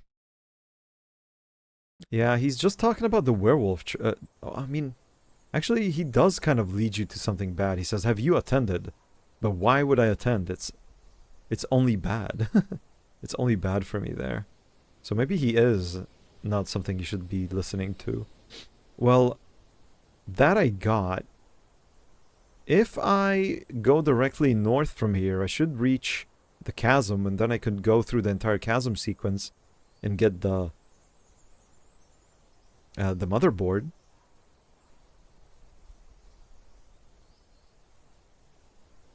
Motherboard. The lenses are gonna be tricky. The fucking lenses. Man, the lenses are quite a goddamn endeavor. Now that I know the entire Humphrey sequence, it's actually kind of easy. But the fumigated house is a bit tricky. Also, Dimlos is really far away. Well, nah, I don't know. Let's go north to the chasm.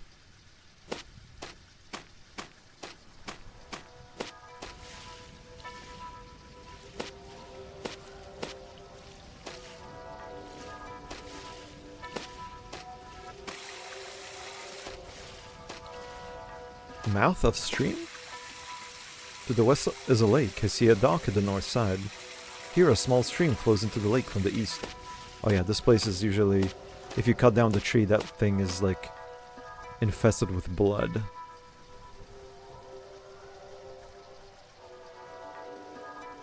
Okay, no, I think the entrance to the chasm is further to the west.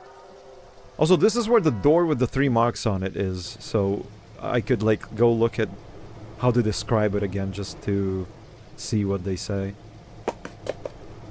Continue down the stairs.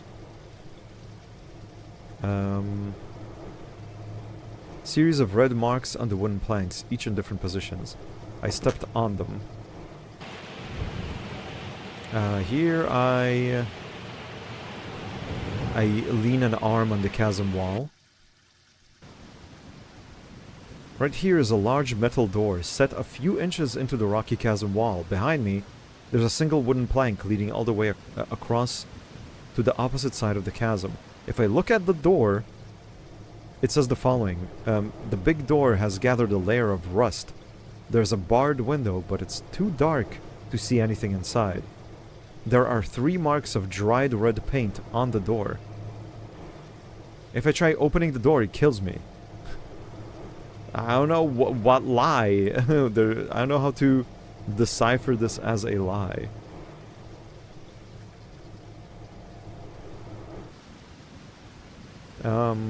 Get across the plank. Go across the plank.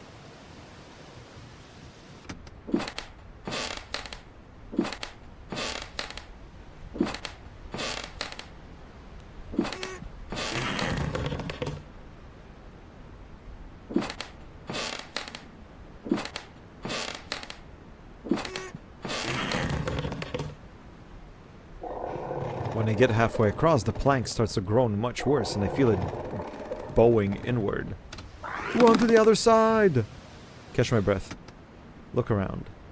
Okay, so... I need to go west to the cave room. Perfect. Man, yeah. I would do that. It could be kind of funny having to wait the real world 8 minutes again.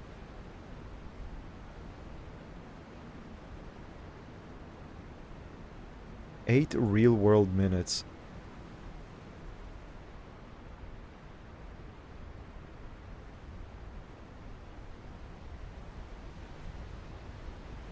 Step into the cave room. Now, if I recall correctly, to get the door to open, I need to go to the lamp, plug it in but not turn it on, then go to the chair, the bench, and put it on the bench. Now, I got this with complete trial and error, and I don't know if they ever give you a hint about it. Now let's go to the tall red door. Wait, no, it's still locked. What? Actually making food at a decent time? But you? What are you making, Seka?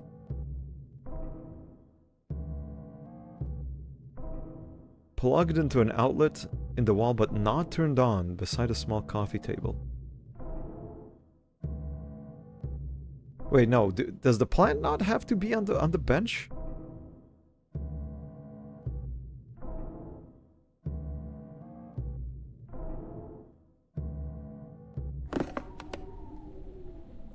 I think maybe I need to also sit.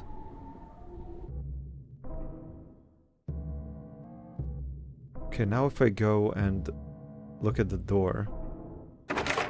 No, not yet. Huh. I'm misremembering something.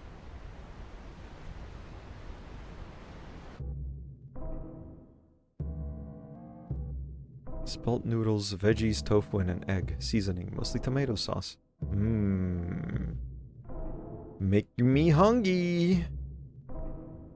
I got some turkey shawarma I made in my fridge. And wraps. So, could make myself some of that at some point today. Did I have to turn on the lamp? I don't think I... Oh god, I exited the cave again.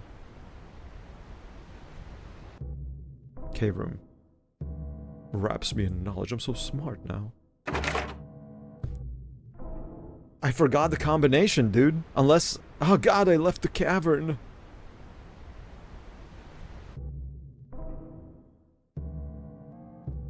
Unless it's not this... But no, it makes no sense. Is it the bench? Okay, no. Potted fern. Go under the bench. Now let me go back to the door. I don't remember. Is this the combo? Huh? What the?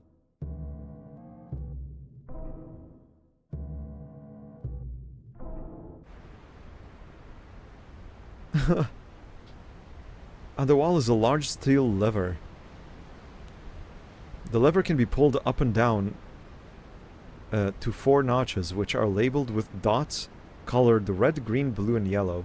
There's a big number 2 painted on the rocks beside the lever. I've never actually understood what this hint means. At some point I thought that maybe, like, when I found... Like, at first I thought that the Minesweeper thing was hinting at the numbers for this lever. I thought maybe it's gonna tell me which needs to be pulled first, but no. Hold the lever to red. Hold the lever again to red 2 times. I don't know. I think I've tried doing that sometime because I thought, okay, red door, big number 2 on the wall. Oh yeah, pull it 2 times, it will open the red door. No. And then I tried not pulling the lever at all, and I just arranged the room in a certain way. And it worked.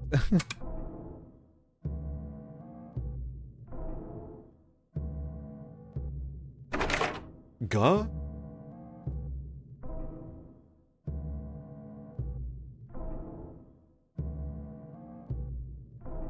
Turn off the... I swear to god, it was turning off the... It's like plugging in the lamp, but turning it off, and putting the fern on the bench.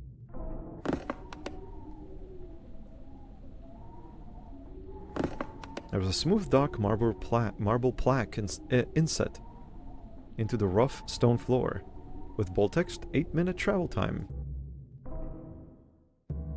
Yes, sir.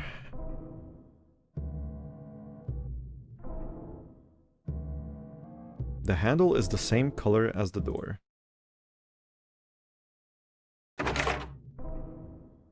What the? Half an avocado as well. You could add some pumpkin seeds and or pecan nuts. You cook so lovely. In comparison, I feel like I don't know, I cook so unimpressively in comparison. I cook so simple, dude. I just cook to sustain.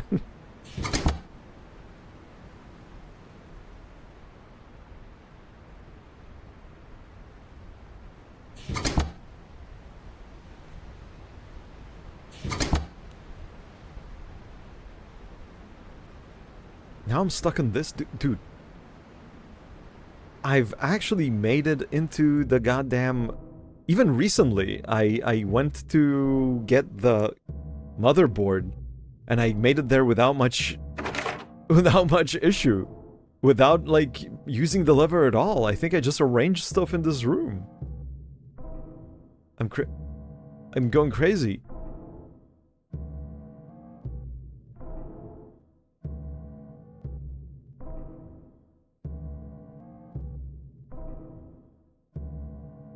Well, I guess to each their own, because for me, when I just look at my house and what I have in the fridge, and I'm feeling lazy, I'm like, okay, I'll eat egg. I'll eat egg again. I like egg.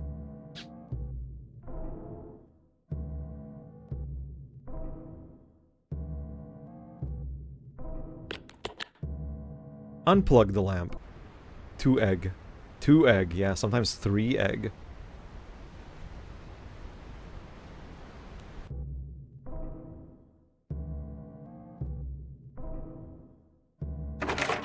Gah!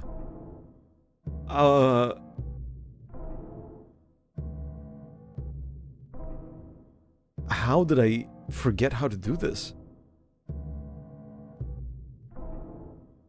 Oh, deviled eggs, dude. Oh, I want deviled eggs so bad.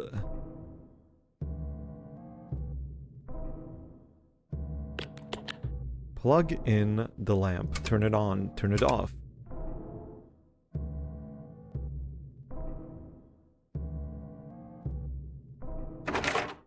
Gah!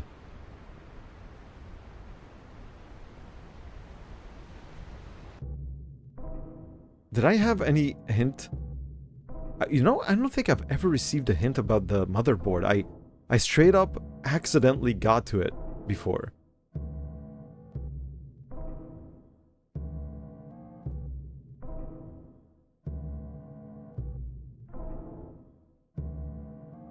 And I even tested how to get to it again, and it was literally only the lamp and bench. You had to plug in the lamp but not turn it on, and you had to put the fern on the bench, if I recall correctly. But now it's not working.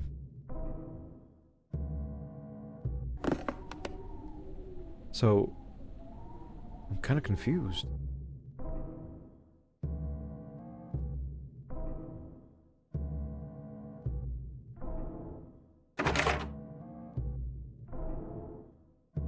What the? What the hell? Am I going to resort to, like, look at a previous VOD again, dude, to remember? Because this is what I've had, this is the method I had memorized in my head. What changed? What did I not do correctly? Cooking stream when? Yeah, truly, Seka. Cook stream.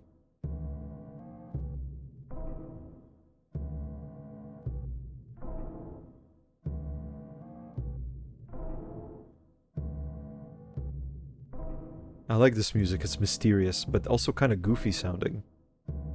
It's not scary, it's kind of silly.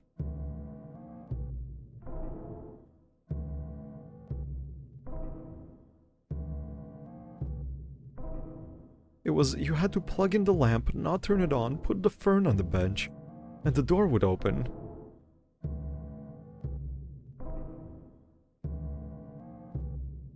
Or maybe you need to do all of this and then fuck around with the...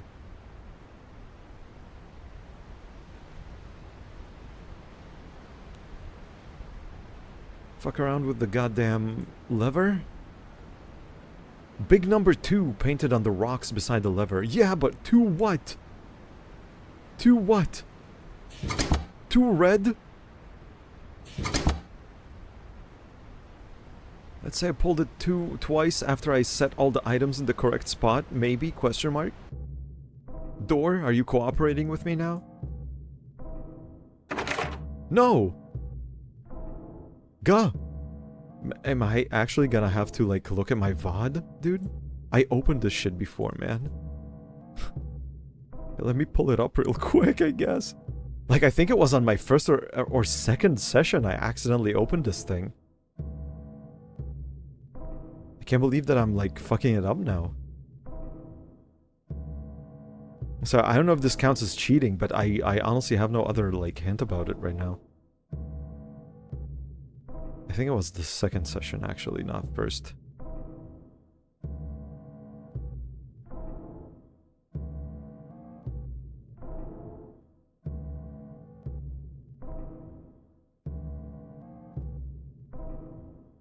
I'm sorry, well, I'm checking, I'm sorry.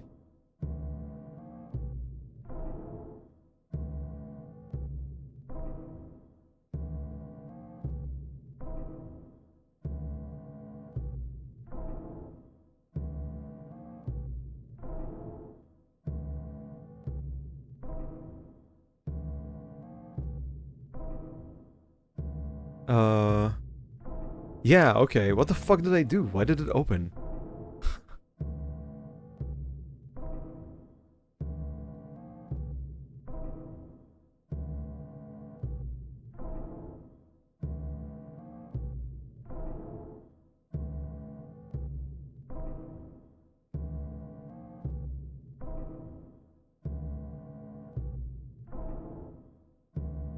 I go and I fuck around with the the levers, but I'm just pulling shit at random, dude. It can't be. I can't be. I just accidentally got the combination.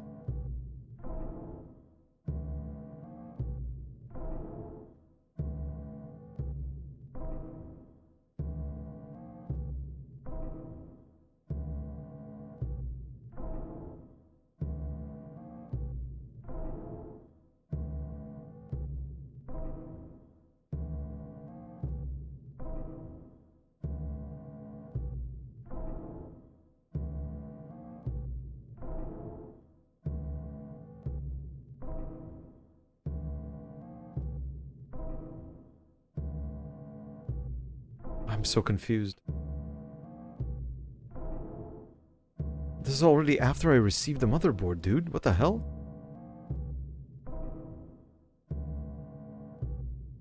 Okay, I'm sorry, I'm just kind of standing still, not doing anything, but...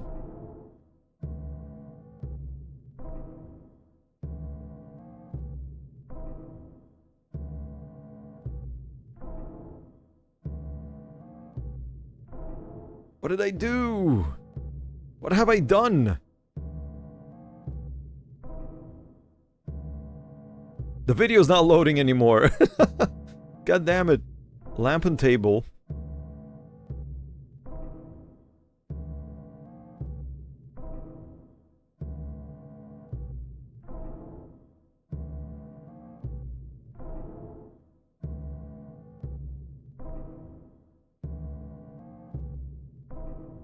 Okay, why did the doorknob turn all the way for me before, man? What did I do?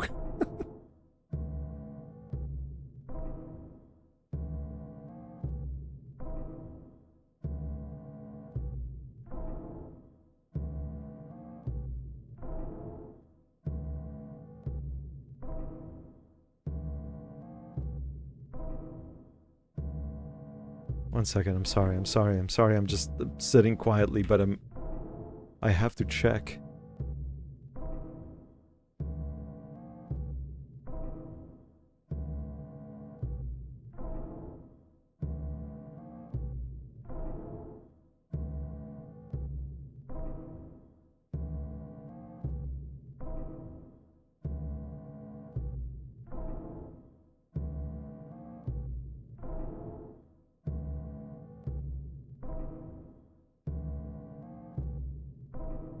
What the fuck did I do?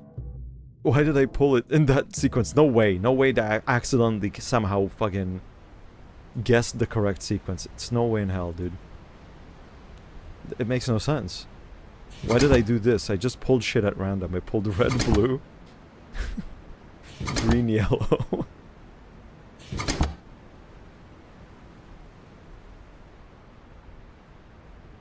Then when I went back in, I like walked through the door and it was open for whatever fucking reason. Why?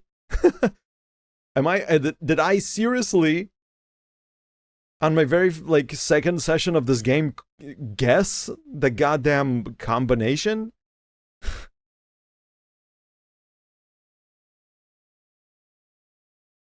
I don't get it.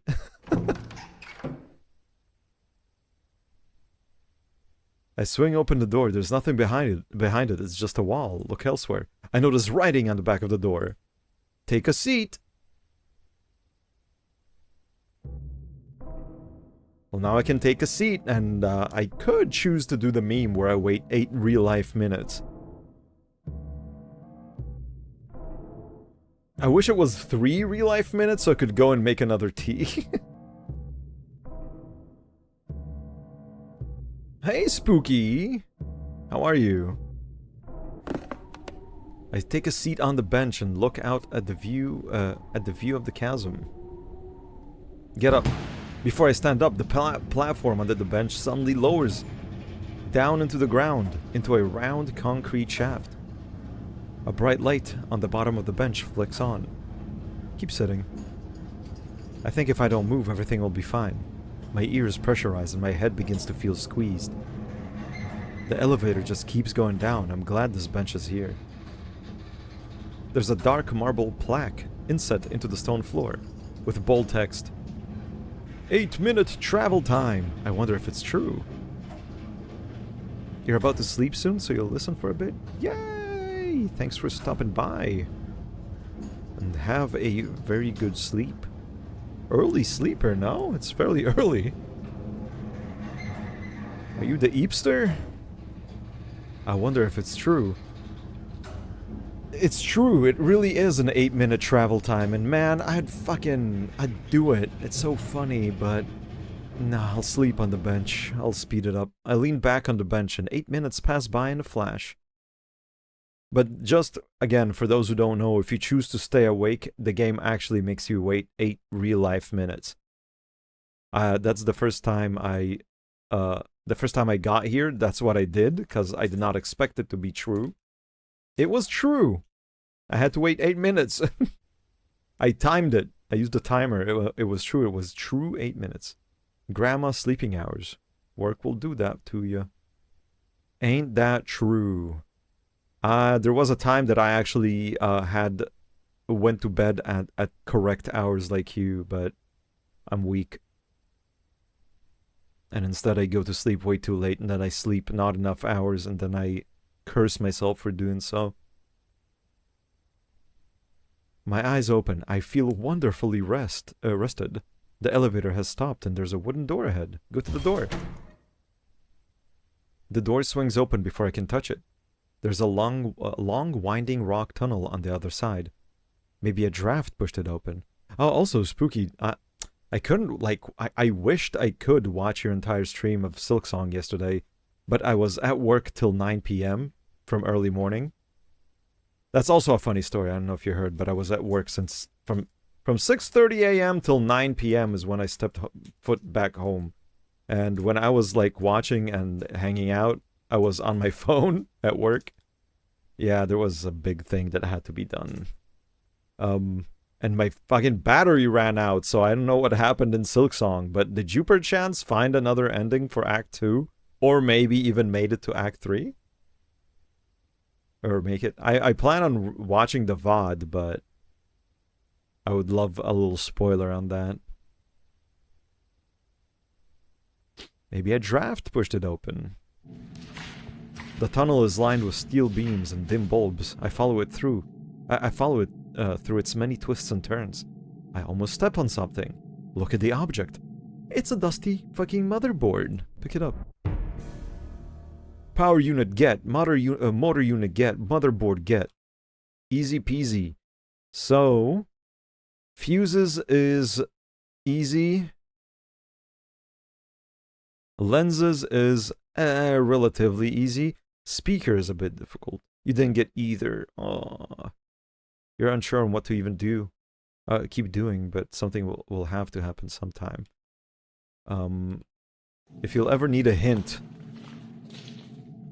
one can be provided. The tunnel takes more sharp turns and narrows around me. Now I have to scoot through sideways. The sound changes up ahead. Around a tight corner through the narrow rocks is a sliver of bright blue. It sounds like wind. I catch myself before a steep drop. Somehow I'm in the sky, and it's as if I'm in an airplane looking down at the world. Dizzy, I pull myself back into the cave. Look down. Hell yeah. But I believe in you. You'll figure it out. I was astonished with that minigame you were playing. I never found it. I didn't know it's a thing. I look out over the edge. It's the whole dark place, surrounded by an endless flat rock plain. I see the whole train track running all the way around, through Dimlows and Dagger Forest. But I don't see a train anywhere on it. I can't see how this cave is connected to the ground. I'll just go back, I'll be careful. Bewildered, I head back all the way through the tunnel to the elevator. By the time I get back, I'm exhausted. The bench is still there. Sit on it. I sit nervously on the bench and hope the elevator will take me back up, but nothing happens. Kick the bench. The bench is sturdy. The elevator starts going up. Take a seat. Then it starts going up faster. Wait. Then it starts going up really fast. Hold on to the bench. The elevator speeds up, forcing me on my knees. Or to my knees. Crawl under the bench. Gladly, the elevator slows down, but not enough. It hits the top of the shaft, coming up in, It hits the top of the shaft, coming up in the cave room, in the chasm where this all started, and I slam into the bottom of the bench. It knocks the air out of my lungs. But hey, at least I'm not dead. Because I have a feeling that if you don't, like, hide under the bench, it, like, fucking makes you shoot up to the ceiling, and, I don't know, you fucking splatter on it. I groan and stand up, teetering to one side and then to the other. Maybe it's better that way? Maybe, maybe. There's a tall red door at the back of the room. Yeah, okay. Done that. Leave the cave. I still am not entirely sure if my solution's correct for the motherboard puzzle, but I'll just write it just in case. So, what worked was pulling red, blue, green, yellow, for whatever reason. I've never gotten a hint about it, so that's why I'm a bit perplexed. I don't need anything for this, right? Demo save, ticking clock. You need to do this. You need to go south, north, southwest. And then you use a code, 29275, I think, to open the safe. And then that gives you the speaker. Then you can go south, leave Dimlows, make your way back, and then my last thing to obtain would be... Wait, no. Oh, yeah. Then I'll have to go to the fumigated house and get that... get those dice, and then get those lenses.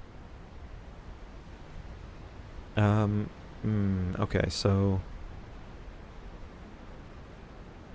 go back over the bridge. Chasm south side. Leave the chasm. Okay, so should Dimlows be my next destination? I guess I'm currently, like, around here. If I go north enough, I'll be where I need to go. And I mean, it's relatively safe. There's nothing in the savannah. So I might as well. If I go north, I just reach the savannah entrance, and then I could just walk through the desert. I reach the forest and dusk. Uh-oh, no, no, no. I accidentally almost went into dusk. Where's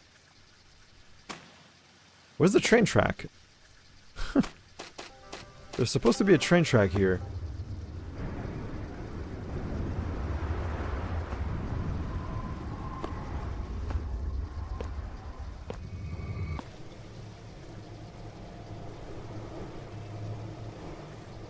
To the north, dry grass ends, and I see a vast plain of rock. I see a train track far out there. Oh, far? Ah, okay. I was scared for no reason. But yeah, everything is slower here, even with the sped up game. Walking on these train tracks is slow. Far to the west, I see a dark and pale forest of trees, mostly aligned in a perfect grid. That is my destination. I'm going into Dimlows, bro. And if I recall correctly, all I have to do is just walk forward. I ignore all distractions. When the guy that jumps out and wants something from me, I just fucking ignore him. I don't help him, he will keep running. Don't trust anything in Dimlows. I need to make sure I don't accidentally... Oh, yeah. Dimlows time.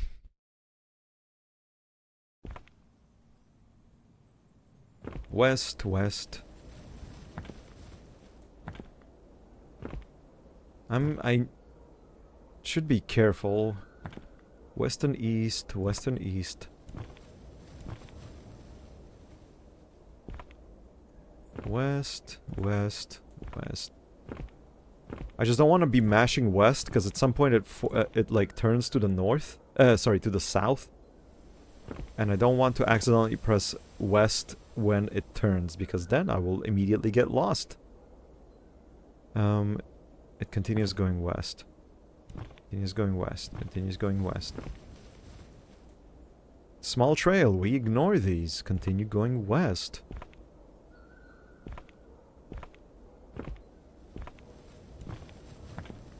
I'm pretty sure I'm gonna have another cutscene once I go in deep enough west. Yeah, this one. Of slowly moving through Dimlow's forest. Track continues west and east. We keep going west. The track leads uphill before leveling out again, and keeps going west and east. We continue going west. To the north is a mossy paved stone walkway leading to a small house. We ignore that shit. We go west.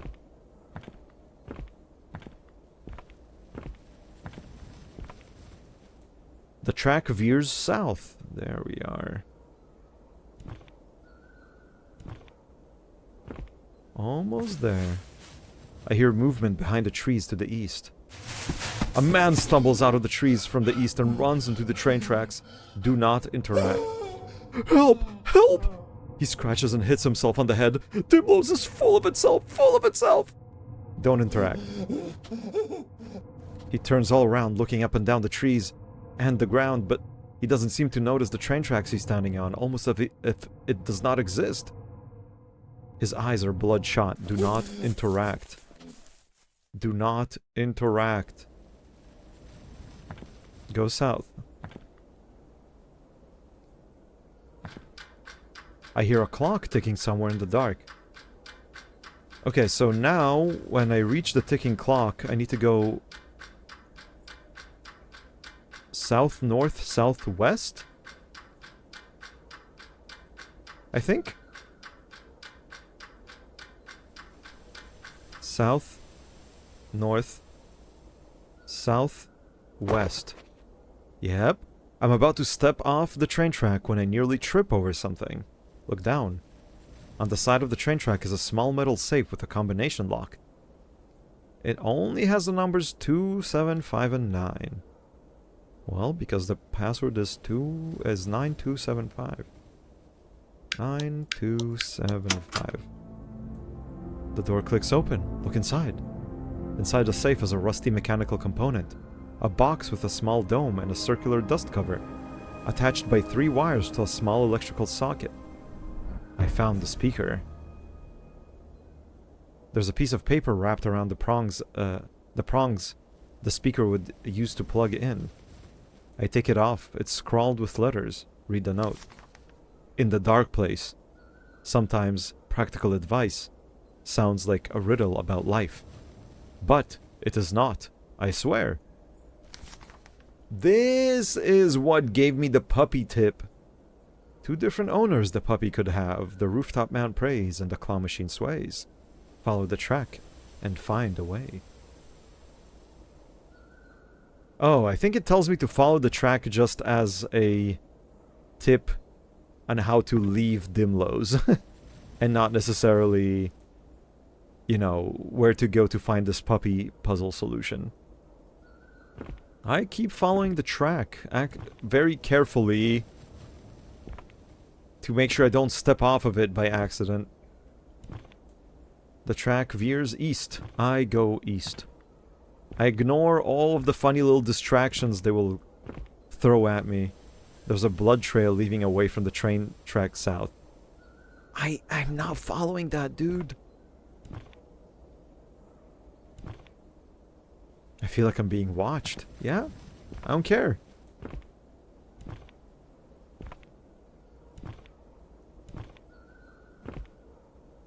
There's a pair of tiny pink shoes in the grass to the north. I ignore.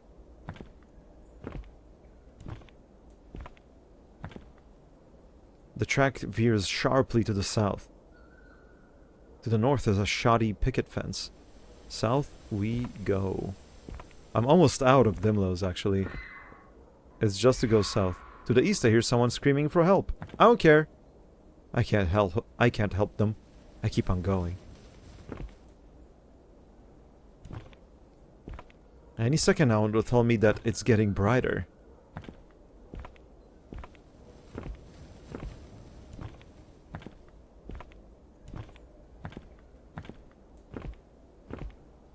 North and south, north and south. I hear a thunder strike from the cloud above Dimlows. I guess a, unfortunate soul has been dropped into Dimlows. Also, that's where the cloud hangs. After we fall... After we spawn...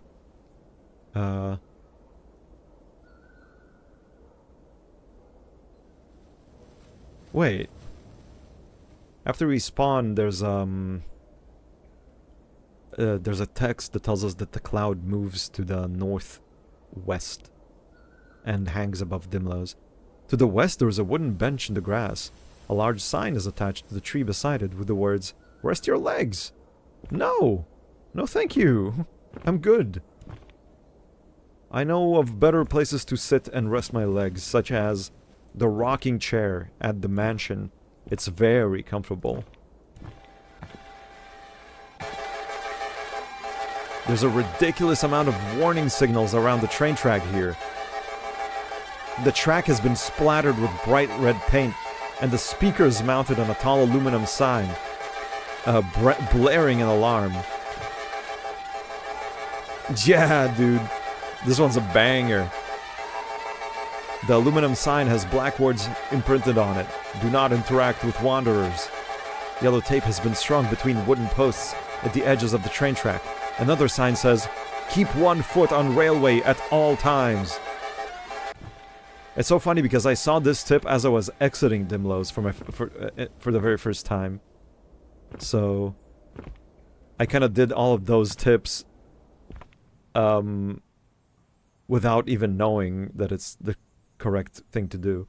To the north, the track leads... We're officially out of Dimlows.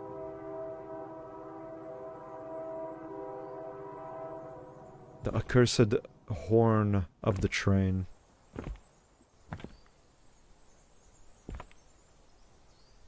Okay, I think it's safe to go to the east now. So now I have power unit, motor unit, motherboard, speaker. The next thing on the docket is probably getting... Well, actually, it's the only one that I need to go through a process to get. And it's the lenses. And I need to get to the fumigated house. And the quickest way to get to it is to return to the spawn, jump into the undergoing hole at the spawn because it's the easiest way to get to the circus, walk north from the circus, reach the fumigated house, do the entire sequence in there, making sure I don't die, and then I need to make my way back to the cement tower. Dude, this is so exciting. I'm almost there. No, just walk east at this point, dude. I think I'm in a safe spot.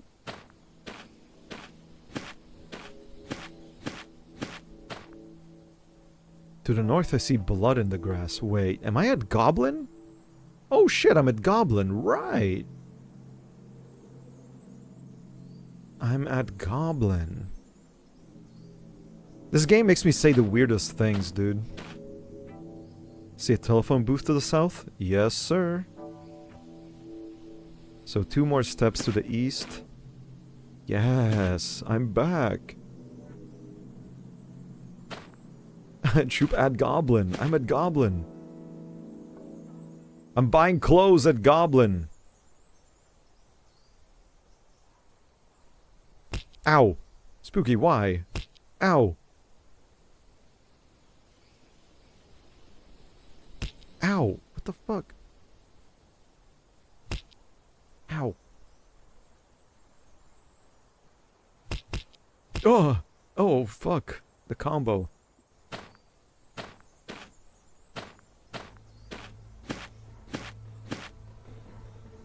Of course you didn't know, of course. Bloody tree, I'm sorry, but I have nothing that I want from you.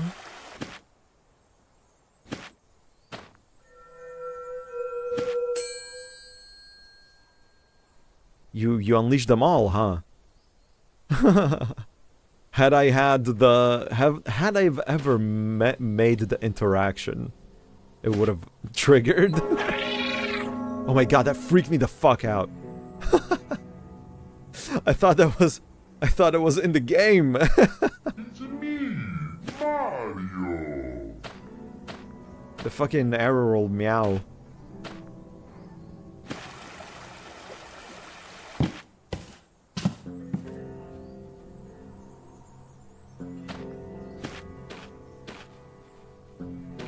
I'm... To the south I see a short tower of grey cement. Okay. Then I need to walk a few steps to the left and then down.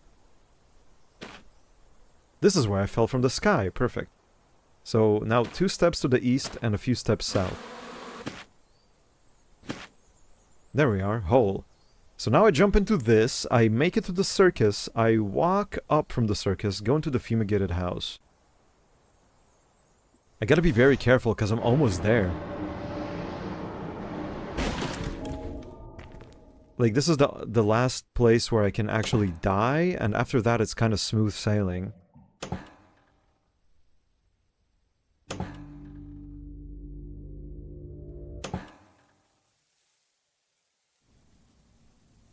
Quite excited, dude. Can't believe it. I finally solved the goddamn... well, technically it's also the claw machine puzzle, I guess. Though, what if the claw machine is like a red herring? What if you try to do the claw machine and it, like, ends up killing you or something? Imagine going through all that, like, figuring out the puzzle only for the claw machine to not, like, cooperate with you. Isn't that... This game has 2 achievements. I wonder if one of them is... Wait, no, there's... there's 2 achievements. One's called Do a Jig with an icon of a mailbox, and There is Light, which is Escape the Dark Place, which is winning the game. I assume.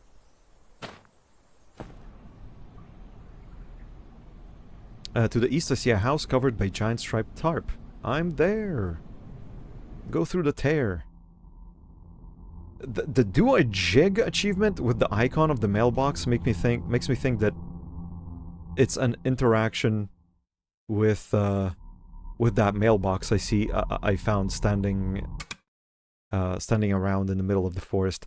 I kind of want to find it again and try interacting with it now after apparently seeing that not all things that have 3 blotches on them are actually bad. Maybe it's worth interacting with. But not right now that I have, like, almost every item I need on me. I need to go down the hall, I think. Where did I get the key for this thing? Oh, in the washer room, which is on the right door?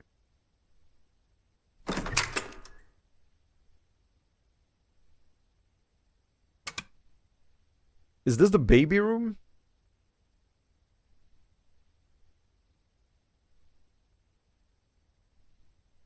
It's just barren.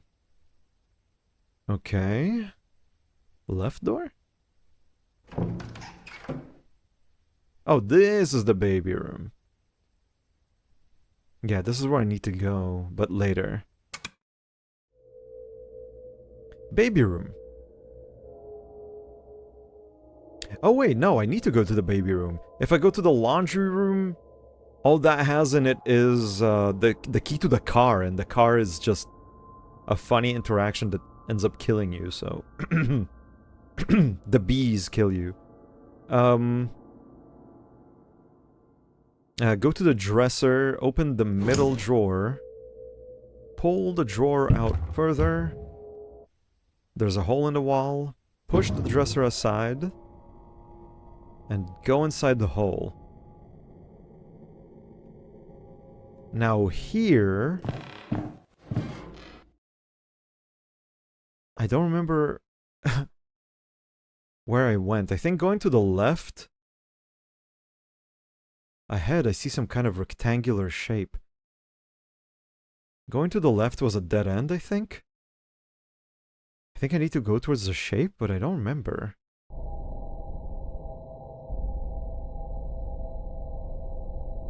Wait, no, I need to crawl further.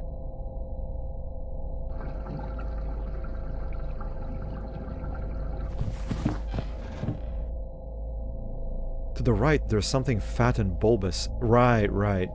Do not interact with the fat, bulbous thing. Further ahead must be the far wall, but it's too dark to see. Yeah, go forward.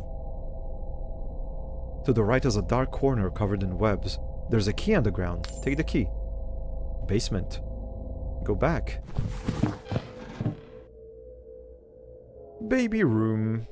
Leave the baby room.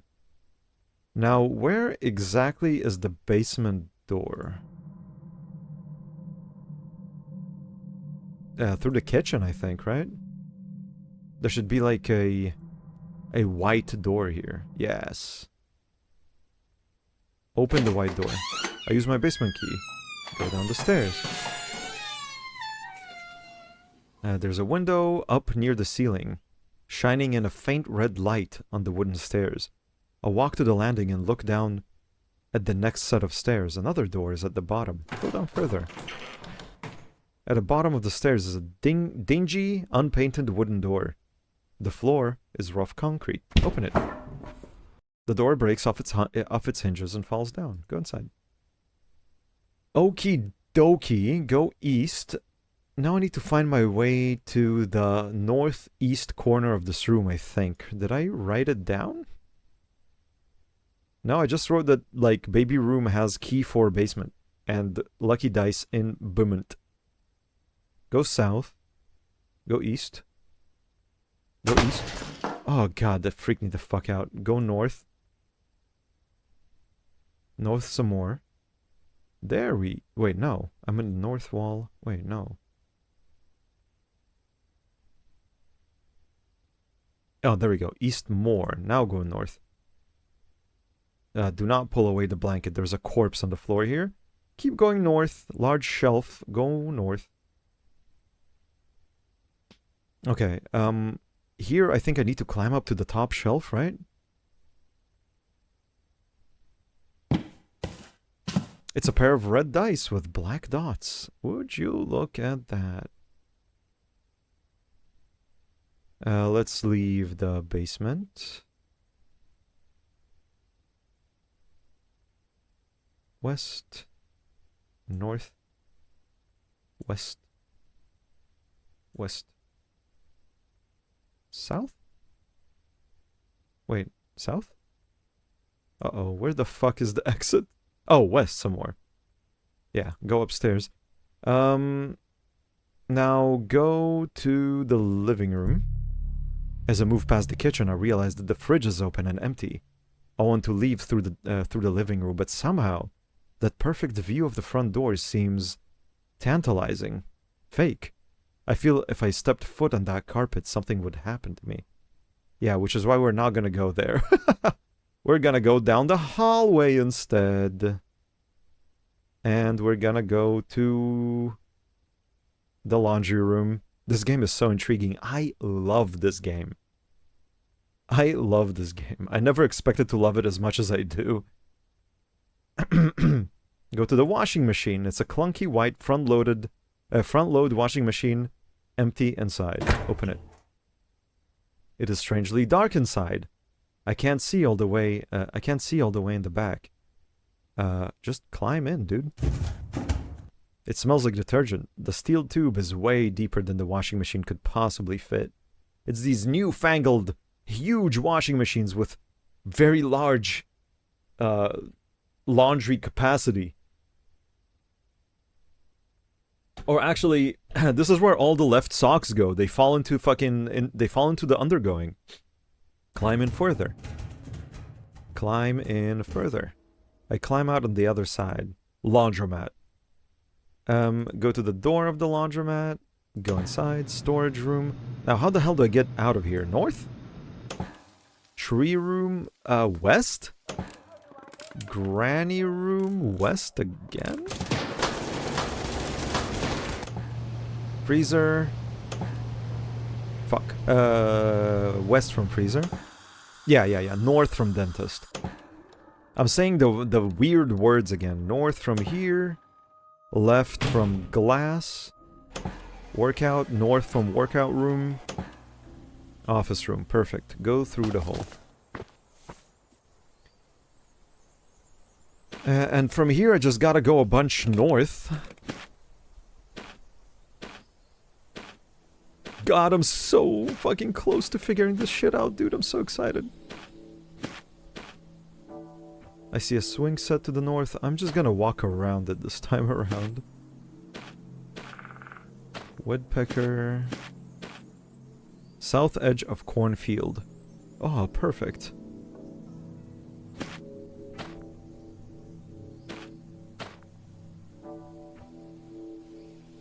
Wait, to the west, in a grassy clearing, I see a small wooden chair?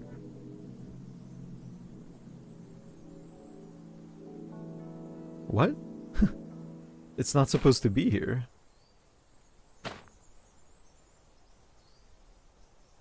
Oh wait, no, it is supposed to be here.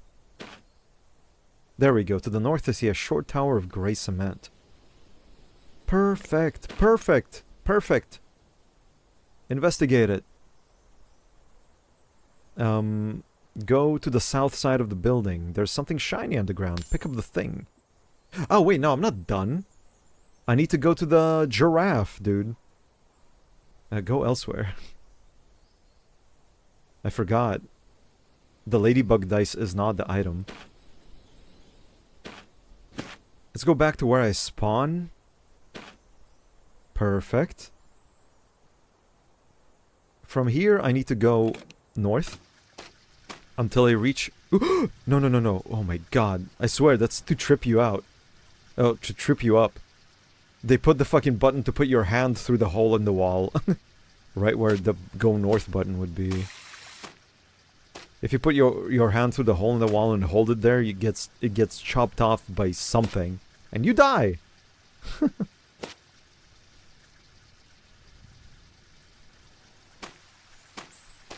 Now I just go north until I reach the pillars. Go east a few times. Chest. Go to the chest. Open the chest. Pick up the scroll. Fucking read it. Eat your dice and rock and roll.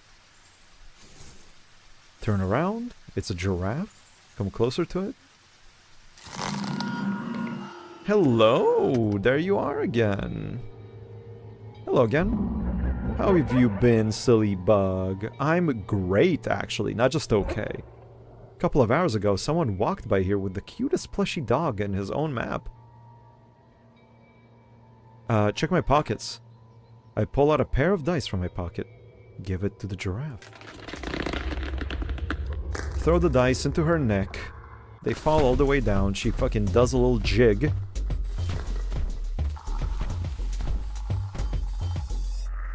Phew. One dice is 3. Wait, what? What the fuck?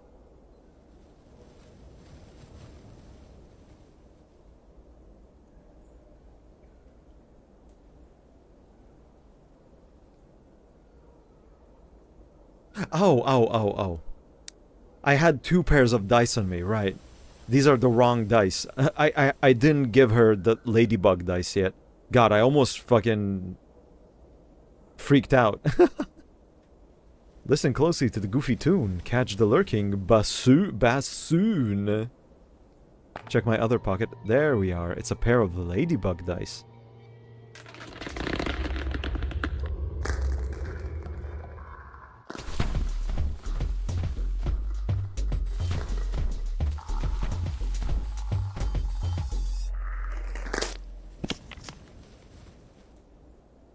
One dice is 6, and the other is 6. That's double 6s. That's it. That's my lucky dice. Jump up and down. The giraffe also jumps up and down with me. She spits out a pair of shiny circular lenses into the air. Catch them. They land in my arms. I got the lenses. Yes, power unit, motor unit, motherboard, speaker, tower key, lenses. Oh, I mean, tower key is just a key, but... Now, what about you? The headless giraffe prances past me. I get to leave. Leave where? The dark place! I found my lucky dice, now I get to go! How? Then the giraffe walks slowly into the air, as if there were stairs leading up between the tall trees. Her long legs wobble. Giraffes aren't supposed to do this, hee hee. She keeps carefully climbing further and further away from me, one step after another. Goodbye! Goodbye, she says. I liked rolling dice with you. Then she disappears behind a door I can't see, and I hear it shut ever so faintly, as if it were miles and miles away. Yes, sir, yes, sir. And the horn of the train again. Taunting me.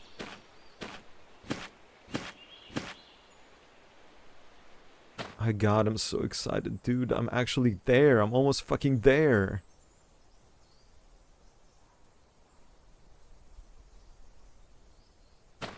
Just gotta be very careful.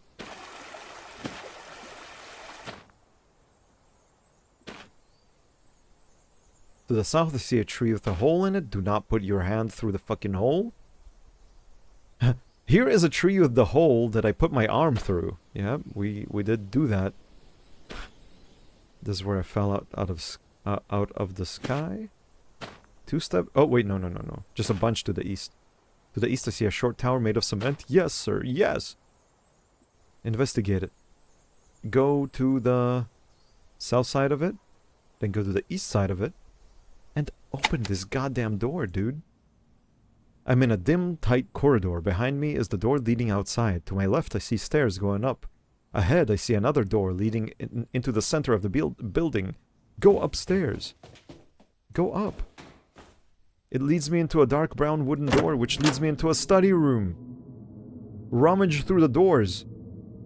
I pull out the bottom drawer and find two fuses. They look like cylindrical glass casings. They look like cylindrical glass casing with wires twisting around inside. Take the fuses. I found fuses. And check that shit out. Power unit, motor unit, motherboard, speaker, lenses, fuses. 6 items, just as the fucking machine wants. I think.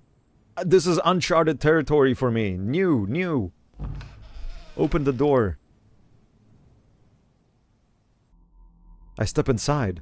The light is off. Turn on the light.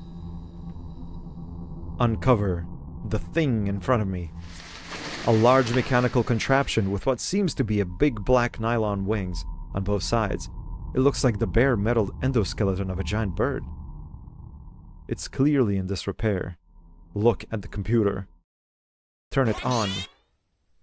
Dragon schematics. Missing motherboard. Missing power unit. Missing central motor. Missing fuse. Missing speaker. Missing lenses. And now, I don't know if these two are mandatory. Disk drive, I know where it is. I don't know how to get to it. Vacuum tube, I heard no mention of this item, but I did get killed by a vacuum tube in the swamp. But I don't think that's anything. Okay, return. Leave the computer. Now, tamper with the contraption. I look at what I have to repair. Fuses. I climb up onto the back of the contraption and find 2 slots. I plug in the fuses which I found upstairs in the study room. What else? Motherboard? I take out the motherboard which I found in the chasm and align the holes in the motherboard with the pegs. I lower it down and lock it in place. What else? Speaker. No, please don't obliterate me, dude. The horse is shocked and astonished that you would ever suggest such a thing. I plug the speakers into the side of the contraption and use some duct tape lying nearby to tighten it. Motor? I take out the small motor I found in an empty church. I crawl under the contraption and push the small motor up into its slot. What else? Lenses. I go to the front of the contraption and screw in the 2 lenses which I got from a headless giraffe. What else? Power unit.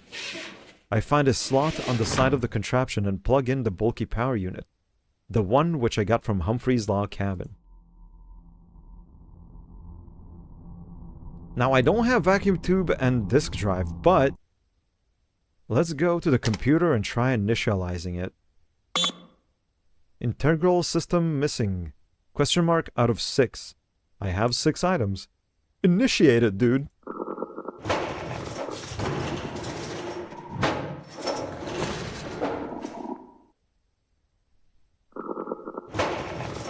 The mechanical beast is malfunctioning.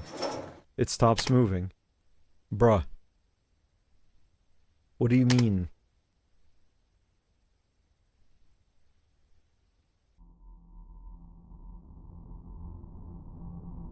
I still need a disk drive and vacuum tube?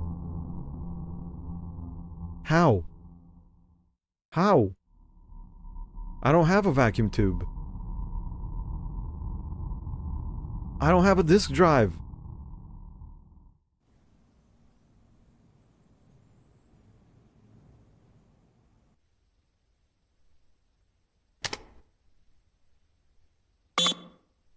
Question mark out of 6. I put 6 things in it, dude. Go.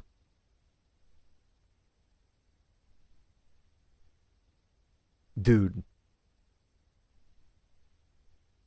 What the hell? Then what the fuck am I missing? I mean, obviously, what, 2 items? But why does it say question mark of 6? Question mark of 6, no? Am I misunderstanding this sentence, this line? Integral systems missing, question mark of 6.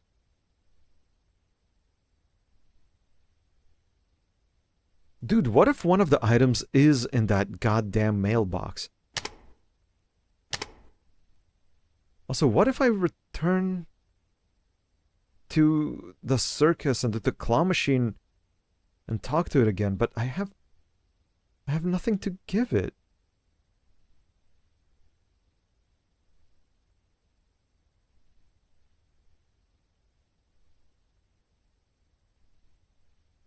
What the fuck? Can I... What, do I have to go back to the guy on the roof and steal his dog? No, there can't be. Do I actually have to go get the dog from the paper house? Because again, I've mentioned it before, but it tells you which direction the dog runs off to. So I'm actually so confused. And what the fuck do I do about the vacuum tube? The only time I saw the words vacuum tube outside of this room with the machine was when I got killed by a vacuum tube in the swamp. But I never got... Nobody gave me hints about vacuum tubes, dude.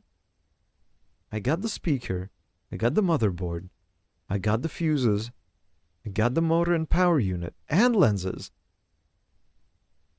I know where the hard drive is, but because I gave the dog to the roof guy, I don't see how I could get the hard drive from the claw machine. And then, I have no idea where the vacuum tube is.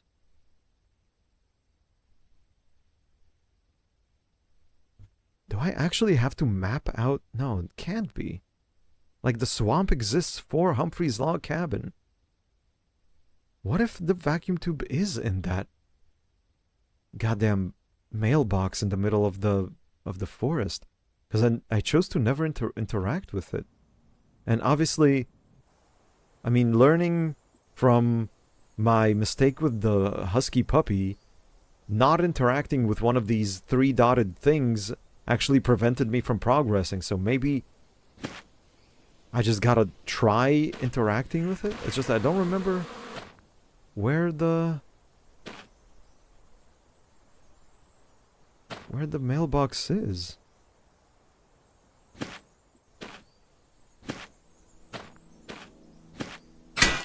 No! I'm dead!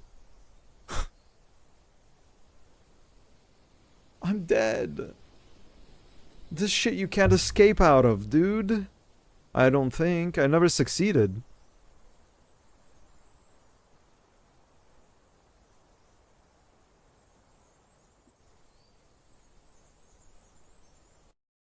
No, I'm dead. I'm dead.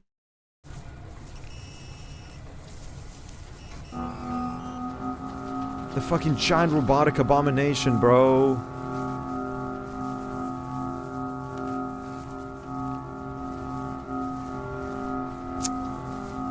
Dude.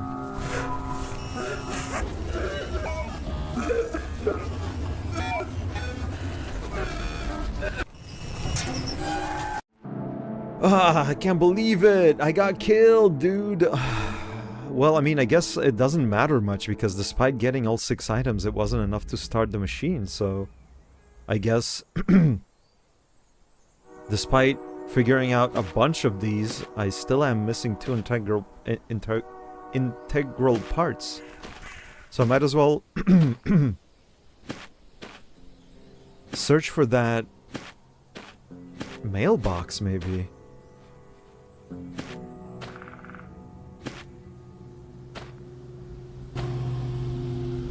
Man, what a bummer, though.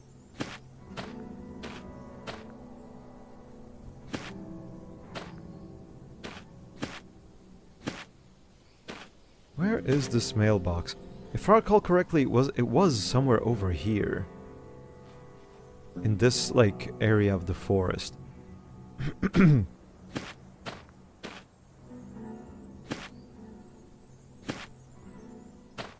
So I'm just gonna scan around this area, I suppose. But I'm undoubtedly gonna fucking step into that trap again, dude. I can't believe it. What? A small single-room log cabin? It's overgrown with moss and sunk into the ground by about a foot. The front door is already half open.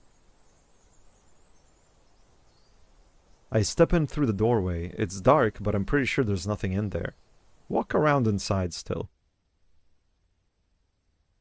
I'll walk around to see if I can feel anything. It's far too dark to see in the back of the cabin. Keep walking.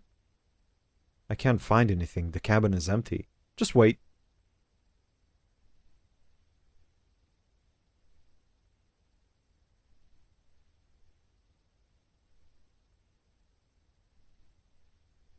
There's nothing in here. I'm certain of it. I decide to leave, close the door behind me, or leave the door open. I turn to shut the door. Did I hear something? Was that like the sound of a piano key? Oh, it's the second time this happens, dude. The last time this happened in the basement of the brick building, if you went into that super dark corner, it kind of said the same line where you hear nothing, and then you heard some piano. And one time when I died and exited to the main menu, it told me something about hearing piano sounds in places where you shouldn't.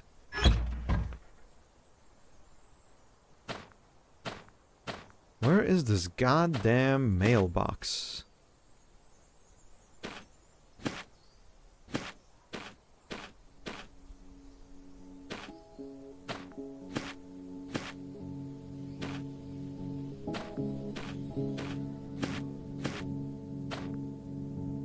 That's the swing set.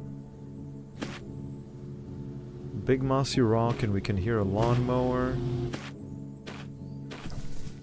I hear something behind me. Here comes the goddamn wolf. It's a black wolf with red eyes. Its fur is dirty and matted. Yeah, look, see here. This is where I got the tip from him to push the red button, then the white button. No clue where to apply this quote-unquote tip, but notice that no mention of red eyes, simply a spot of red on its snout. So is this the one? Also, specifically, I don't remember if in the previous ones they said that it's a black wolf. I think they did. I don't remember. But is this the one I don't trust? No 3 dots, so... Oh, mailbox to the east. I stumble upon a black mailbox alone out here in the woods, with no house and no address. The flag is lowered. On one side, there are 3 splotches of red. Approach it. As I come closer to the mailbox, it begins to rattle violently.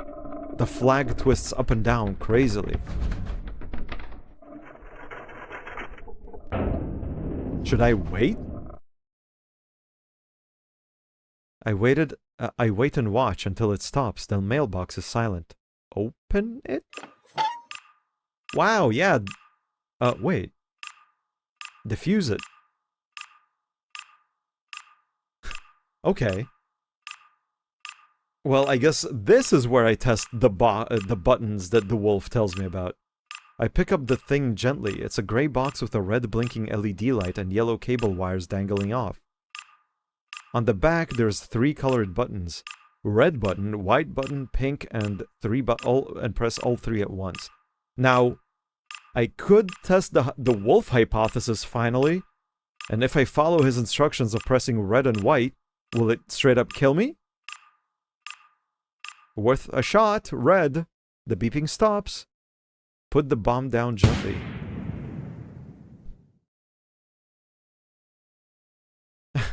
The explosion blows my head clean off. Fucker lied to me. Rule 4, was it, of the Dark Place. Do not trust the goddamn wolf. Unless, again, no mention of red eyes. Unless this might be a different one? Or maybe they just didn't mention it. No idea. I'm gonna try going back there. What if his lie is that I need to press it in the opposite order?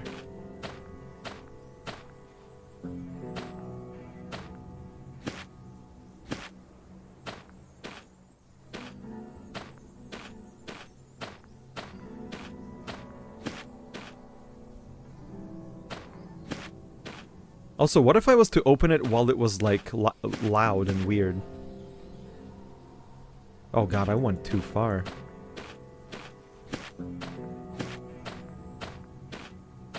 What if the mailbox is opposite?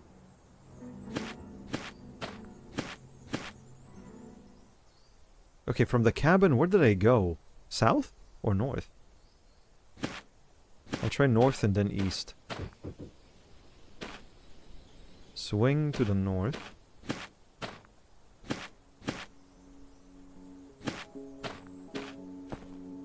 Parking lot. No, I went too far. Dude, where the fuck is this mailbox? I gotta fucking map it.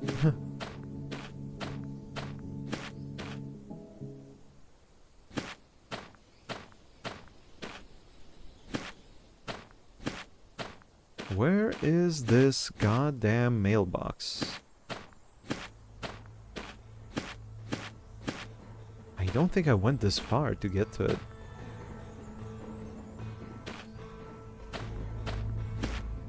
I'm gonna get back to the mailbox in a second. To the cabin. God damn it. Go north and east a bunch from the cabin? Swing set. Yeah, continue going east from it. Oh. To the north, the path ends suddenly at a mailbox. Perfect. 3 splotches of red. Approach it. It begins to rattle violently. Now, I don't know if waiting will change anything. What if I just try opening it immediately? Frog. Okay. I shut the mailbox, it's silent. Now, if I open it again, there's gonna be a bomb in it.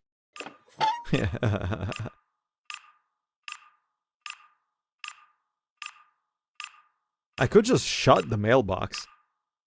I'm not sure what defusing the bomb will get me. Why am I defusing it? Unless, you know, by trying to shut the mailbox it will blow up. Let's try defusing again. What if I'll do the opposite way? White then red. No. Okay, maybe I should not pick up the bomb. If you wait once, it's not a frog. What if you wait again, it's gonna be something else? What if you gotta wait a few times?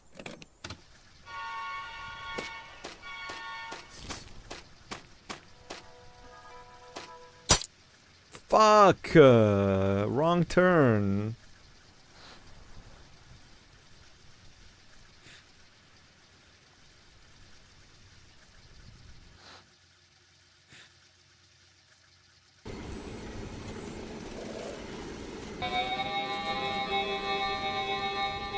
God damn it.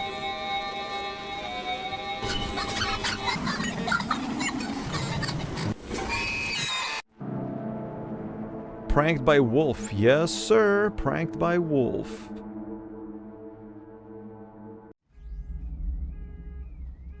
Your fucking ears, I'm sorry. Maybe I should turn it down when that shit happens. My bad. Man. I don't know. I kind of refuse to believe that the mailbox is straight up. I mean, I don't entirely refuse to believe that the mailbox is a death trap. Because things fucking kill you in this game. Plus it has the markings on it. But it's just that ever since I got the dog from that one box, it's kind of hard to believe the fact that... I mean, Mark's liars.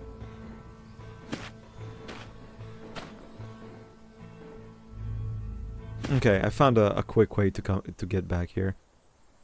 Okay, try approaching the goddamn mailbox again and try waiting a few times.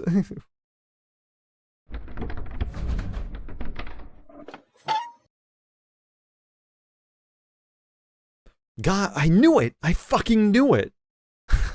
I knew the mailbox is gonna play into this shit. I grab the door and pull it open. Inside there's a mechanism, a glass tube with prongs. In the center, it looks like a miniature diorama of circuitry. How could anyone make that? Give me the goddamn fucking vacuum tube, dude. Okay. I need to write this. Mailbox.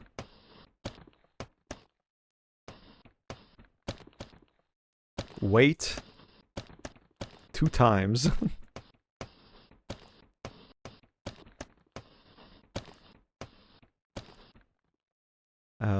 Tube. Vacuum tube. Is that how you write vacuum? Yeah, sorry. That just leaves one more item. The fucking... the hard drive.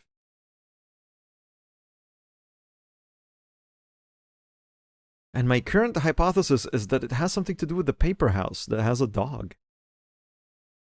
'Cause that's the only other mention of a living creature that I don't know if I could have interacted with it, but as I've said before, the fact that it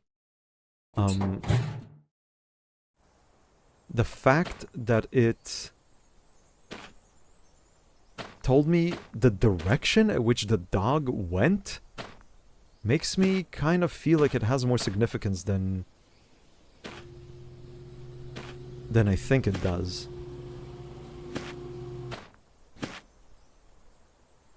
Oops, not east. What is this game? Yeah. It's a silly one.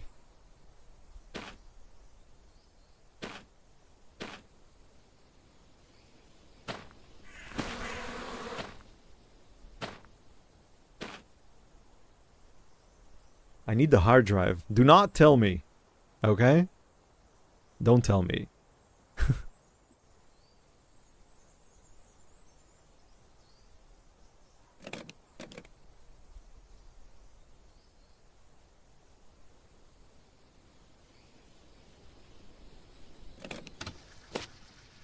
But the only thing I'm missing right now is the hard drive.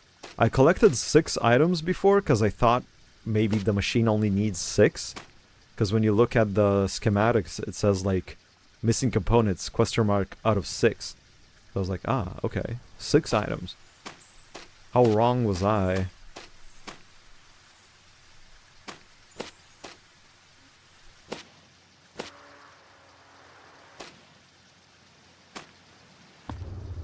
Okay, I went too far, but somewhere around here, if I go to the east enough...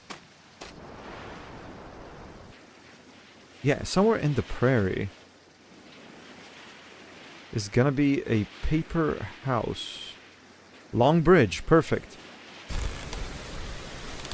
It's right here somewhere.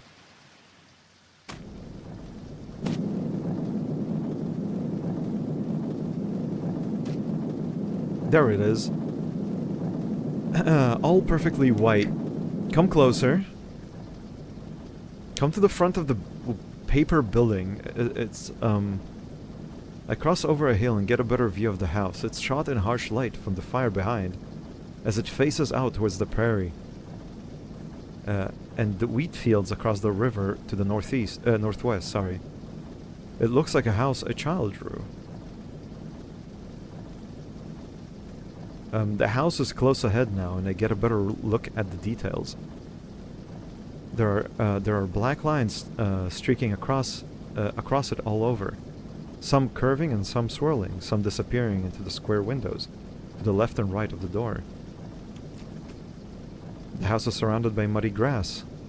There are no steps leading to the front door, and it's a little short.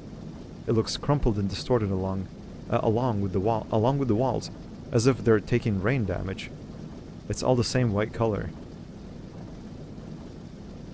Just go in. A hallway leads into the house from the front door. The floor is paper, and so are the walls. There are 2 doorways, the nearest on the right. The black lines stretch down the hall, across the walls, ceiling, and floor. Beside me there's an ornate hat stand made of paper, like an origami sculpture. There we are. I track mud down the thick paper floor of the hallway. Through the doorway on my right, I see a quaint kitchen full of black lines. Red light shines through a single window above the counters. Then I notice a small brown dog with a red collar, staring at me wide-eyed in the corner. It's shaking. When I tried interacting with it, it fucking shot through the wall. The dog screams and zips across the paper kitchen, leaping up into the sink. In its flailing, it tears the whole sink and counter down to shreds, ending up on the floor again in a pile of ripped paper upside down. Come down! It kicks off the wall and slams into the opposite corner of the kitchen, ripping a hole into another room.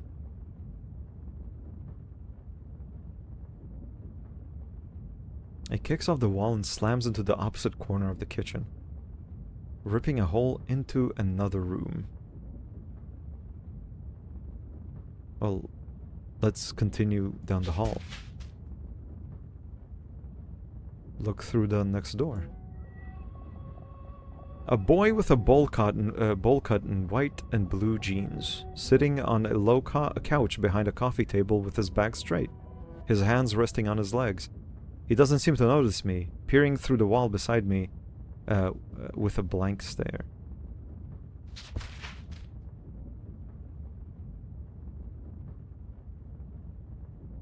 Are you hungry? No. Wanna play something? What? Rock, paper, scissors. Okay. Ready? Rock, paper, scissors. I choose paper because we're in a paper house. Shoot! The kid flattens his hand out. Ah, dang. Draw. Again. Rock, paper, scissors. What if I let him win? Choose rock. I win! I win! He kicks his feet up against the coffee table, and the couch crinkles under him. Again! Sure. Rock. I win! Okay, what if I win? Scissors. Ah, dang. You win. Again. Scissors. Okay, this will never end. No thanks. Oh, the kid gets up and walks around me to the wall beside the TV. He opens a door that I didn't see before since it was the same color as everything else. Wanna see my toys? Does it get cold at night? No, actually it's kind of hot. Okay.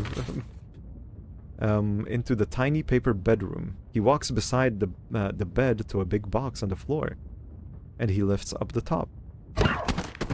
The dog! It screams at me, backs up, then backflips through the wall, ripping another hole leading outside. Oh, sorry. He gets up and runs to the hole torn in the wall. Rodney, come back! He turns back to me, his face blank. He returns to the toy box and pulls out 2 origami pieces in his hand. A paper fork and a paper cat. He pokes the paper fork into the paper cat. The fork crumples, Grr, eat, eat, he rumbles. Run away, cat, run away! Then he lowers the toys down slowly and leans back against the bed. It crinkles behind him, his eyes half-lidded, as he stares across the room. Let's try playing with him. The kid crawls up onto the paper bed and pulls up a thin sheet of paper over himself, rolling over and facing the wall. Look around the room. In the corner of the room, the kid lies in bed. Across from him is a dresser, and what I can only guess is a mirror on top. There's a little chair in the other corner. Like, I don't want to leave the house because, if I recall correctly, I got the hint about where the dog ran off after I, like, tore up his entire fucking house. Look at the dresser? There's a handheld game console in the dresser, also made of paper. The buttons don't work. I open the top drawer carefully. It's empty. The rest of the drawers are empty. Look in the mirror. Look at the mirror closer. I notice a tab sticking out from the side of the frame. A tiny slip of paper. Pull it. Continues to pull out as I step back. The mirror unfolds along with the dresser. The corners all pulling out and uncreasing until it's a big flat sheet. Then the floor starts to unfold in zigzags, layer by layer, starting at where the dresser was, revealing the dirt under the house. The kid jumps up and stares. Oops, sorry. He goes to the wall by the bed, grabs a seam at the bottom and pulls it up. Sunlight shines under the wall as it lifts up and unfolds. Keep pulling the floor. I back up under the opened wall and out behind the house as I keep pulling. Soon the corners separating the bedroom floor and the wall has unfolded, and a giant sheet of paper ripples over our heads, catching the wind. The kid laughs. I love destroying my house. Keep pulling. One wall of the bedroom has been folded out. I keep tugging, and this whole side of the house pulls out. I can peer into it like a dollhouse now. The kid runs around to the other side of it. I want to look at the unfolded paper. Unfolded, the black lines which zipped around the whole house are now making a part of a circle with swirls and waves within it. We pull back the next side of the house. The roof unfolds along with it. We unfold the kitchen, then working through the hallway and the living room. Finally, we take apart the last corner. The house is just a giant square sheet of paper. We stretch out the creases until it's perfect. The kid stands on the flat paper and stares down at what used to be the house. Drawn in black marker on the center of the giant page, a big round inflatable pool stands, sloshing and spilling over on one side. A ladder leads up to it. Did you draw that? The kid shrugs. He walks onto the center of the paper, standing within the lines of the pool. He puts up his hand as if he's wading in water up to his shoulders, closes his eyes and smiles. Marco! Play pretend. The kid has some imagination, playing on a flat drawing of a pool. I walk towards him, and the paper crinkles under me. Then there's a gust of wind. A big burning branch zips past his head and lands beside me. The paper lights. Yo, kid! Oh no, stop the fire out. The wind changes direction, and the burning branches' leaves flick off in pieces and spread across the paper. The leg of my pants catches, and I work to put myself out. Yo, kid! The fire spreads. I yell at the kid to stop and come here. Marco! He says again, stepping away from me with his hands up. Polo, dude, Polo! I put my hands around my mouth and call out, Polo! He turns towards me and starts walking, wading towards me with his eyes still shut, his hands out. I need to get him off the paper before he gets trapped in the fire. Then another voice calls out, a little girl's voice, Polo! He turns around and walks the other direction, towards flames. Marco! He says again. Look for other voice. I run to the side and try to see where the other voice is coming from, but there is no one there. He is alone in the pool. Children's voices call out all around him like ghosts outside the edge of the pool. Voices in the fire. Polo! He smiles, turning all around in circles, and lunges forward trying to catch one of them. The paper burns up all around the pool, leaving him in an oasis. Polo! Polo! Marco! He calls. Polo! The ghosts call. They lead him in circles. It's cheating! From out here I can barely see his figure rippling in the heat. I can barely hear him in the monument of fire.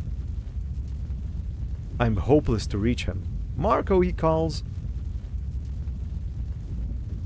Marco! He calls again. Marco? The voices are silent now. The brightness sweeps over him. I thought he would be on fire now, but he's just standing still as a black silhouette in the flames. Behind him, another figure rises up. It's taller, not a child. He perks up, swings around, and grabs it. You're it! It ruffles his hair, then gently takes his hand and walks him away, towards where it came from. As they move away from me, their shapes disappear into the fire. Run around to the other side? I run all the way around the burning paper, but I don't see them. I stumble around the trees looking for them between the burning forest and the paper fire. The hot air is making me lightheaded. Okay, leave. Is it gonna tell me where the dog went? Ah! Yeah, there it is. The brown dog with the red collar zips past me, racing away from the fire and out towards the prairie northwest. Okay, let me write this. Paper house with dog runs northwest.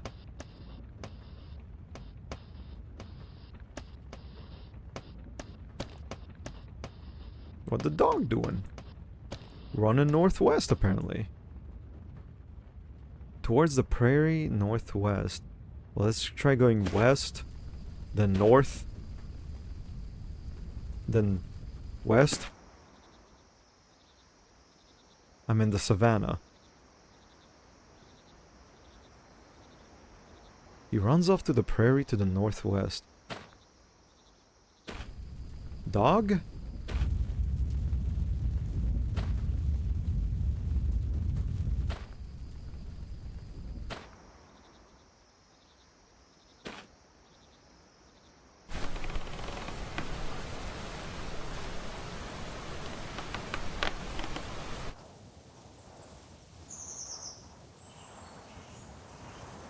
To the south is a wide river, narrowing as it travels west. Let's continue north. To the north is a line of trees. I'm in dusk.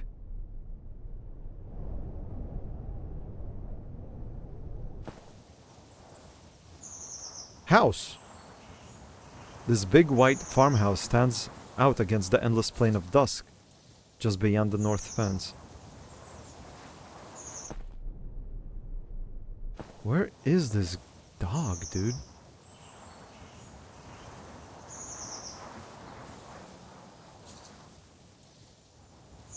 The north, the lush grass ends at a short wooden fence. And past it I see a vast plain of rock. There's a train track.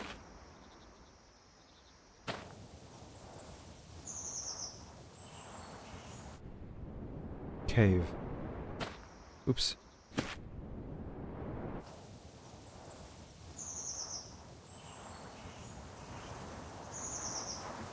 Dog? Are you here? But the farmhouse is not it, dude.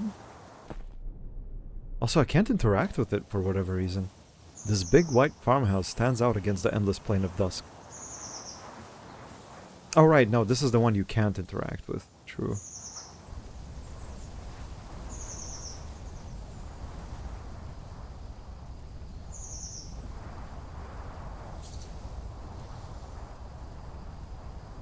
God, where is this dog, dude?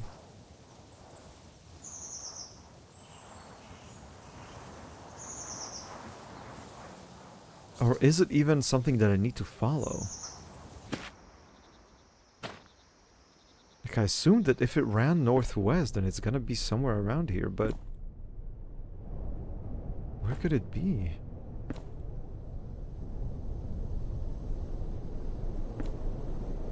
Dog? Dog?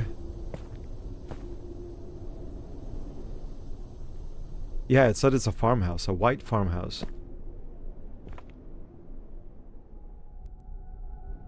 Dog, are you on the train tracks?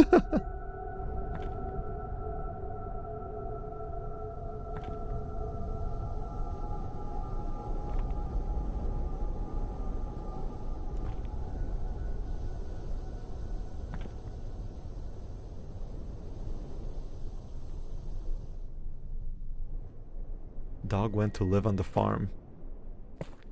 Well, if that's the case, I wish I could have interacted with the farm. But he's not there.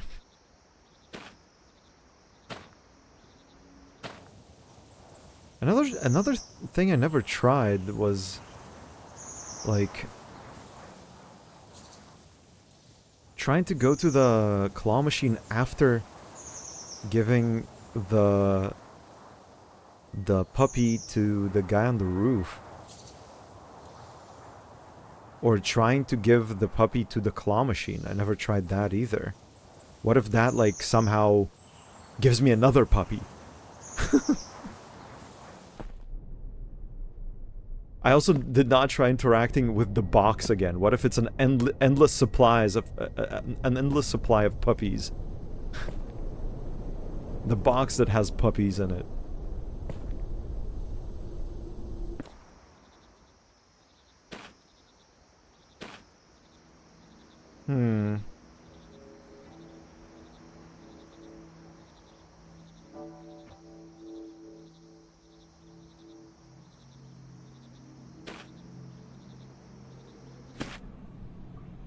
Dog! What the hell was his name again? I forgot what the dog's name was. Man, that's so bizarre. Why would they tell me the direction of the dog? Also, it's the only other dog I've ever met here. I guess I could go and try getting another, like getting the dog again and seeing if,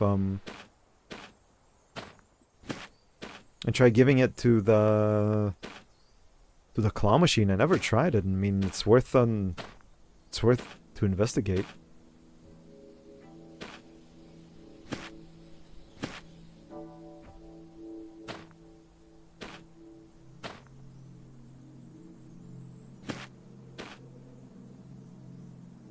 So confusing.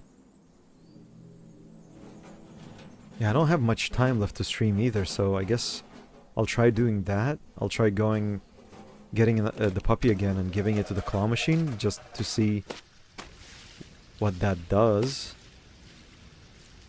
Oh, it's the shed. No, I'll go elsewhere.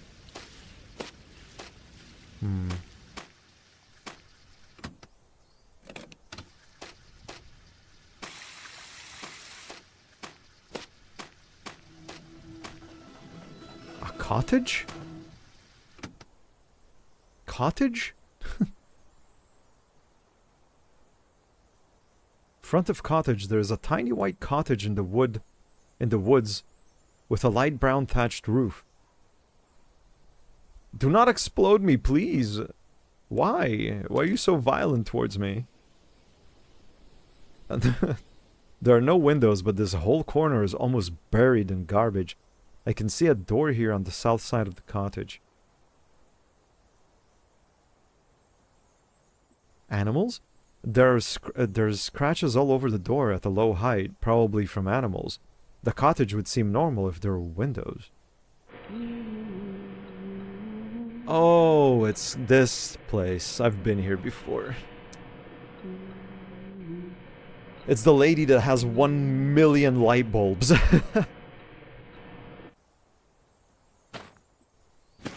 I've been to her house before. Did you see it? Did you see it? Oh, if I'm at the swamp, then I'm kinda close.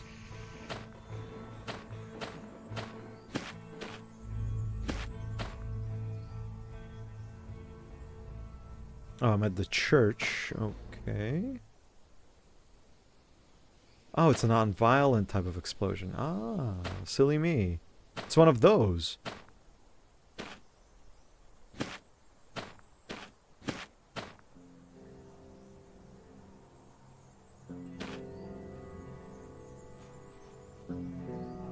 Yeah.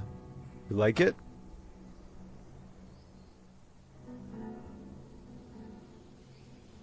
I see a tree to the north which is full of carvings?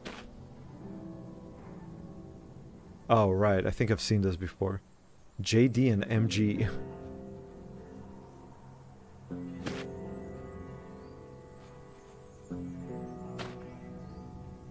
There's a picnic table with carvings. Ah, and a tree with carvings now. I can see bike tracks and a slope leading down south? What the fuck? Bike tracks?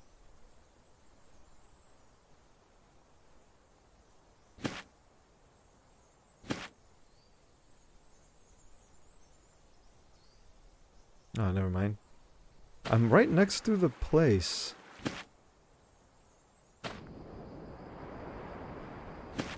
There it is, the fence. Let's do this again.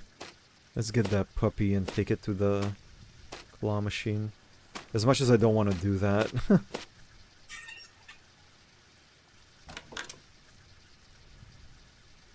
Ah!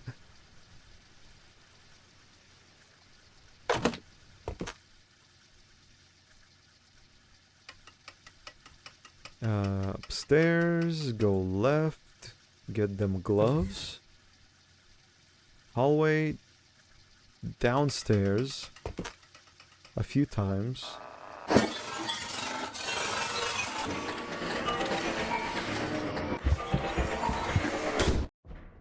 Hide in the cupboard.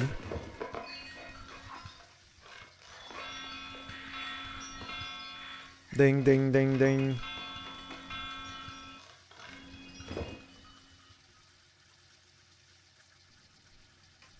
Okay, downstairs to the south foyer. Some of these loud sounds are really jumping your ass in the middle of your game. I'm so sorry.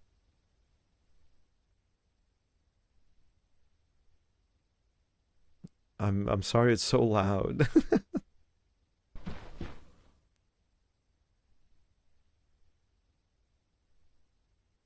So, just sometimes there's interactions that are very, very loud.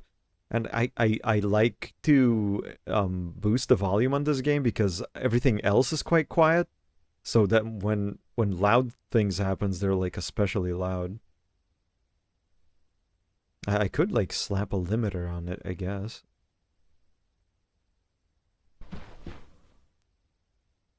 You know what? I'll do that.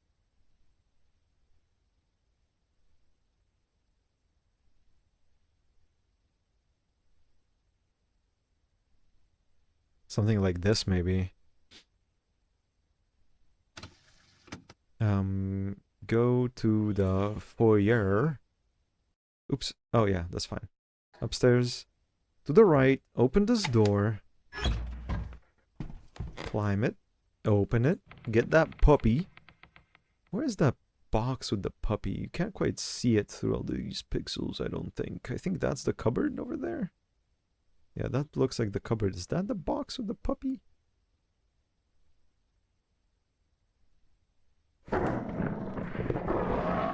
Is the whole game censored? It's, there's some grody details. Cannot be shown on stream. I got streamer mode on.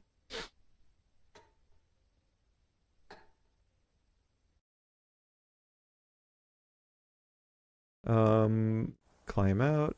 Leave. Now go east a whole lot.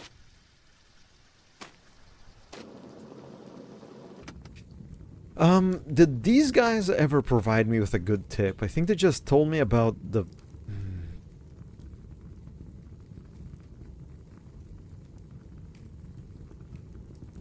Talk to the lady. She doesn't want to talk, if I recall.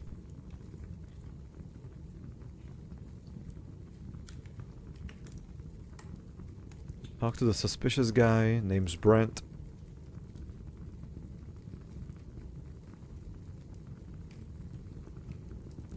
6 rules. Don't go too far into dusk. Stay out of the undergoing. Why would I stay out?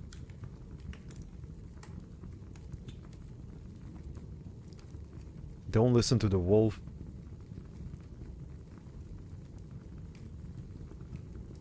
There is one more thing you need to know. Oh yeah, this is the guy who said this. Have you ever heard a piano in a strange place? And then the sound was gone before you could see it. Yeah. You have? Already? And we heard your strike not more than an hour ago. Can you tell me what it was like? It was right out of my view. What does it mean? No one knows, but everyone who's heard it says it's nothing to laugh about. There's something grim about that piano. I just wish I could hear it for myself.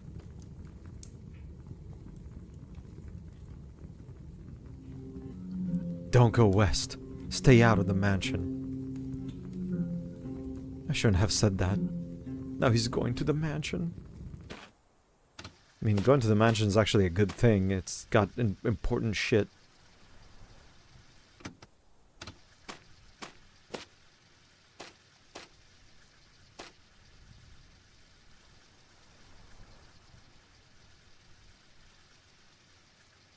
Okay, there is one thing I've never tried, actually, now that I think about it. There's this one place that has, like... What? To the east I see a toy box. There is a box in the grass. Toys is written on the front in big red letters. Ah. No, not right now, dude. Fuck. It'll kill me. It's the toy box that kills you, dude. No! God damn it! Oh, fucking hell, dude, I'm dead!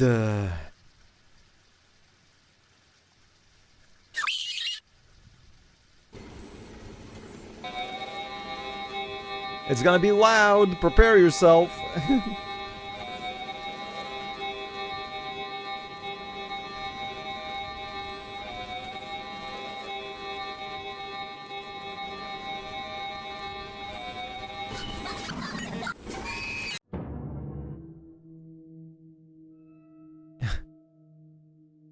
Who's there? It's just a death machine in a Santa costume. Come out. Ho ho.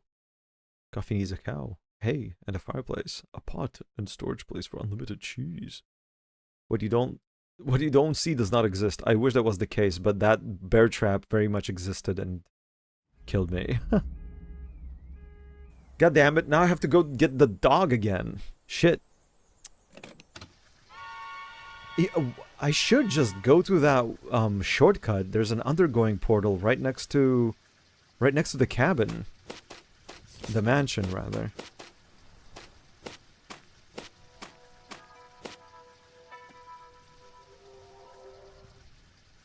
Oops. It's just that it's a bit annoying to traverse from there to the circus. It's kind of far away, and I don't like that all that much.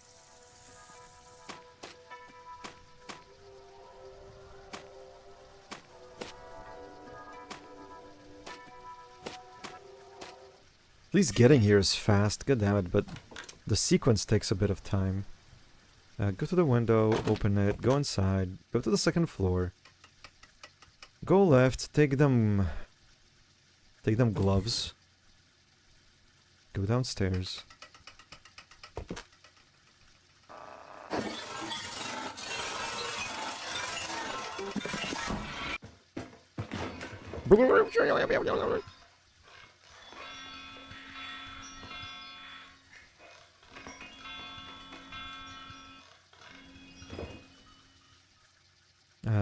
Get out, go downstairs. Go to the kitchen, to the living room, to the dining room, to the dining table, get that key. Go back. Upstairs, right, open the door, climb. Get that puppy again. Then try and find a safe way to reach the goddamn circus. It's not difficult to reach. But I still prefer to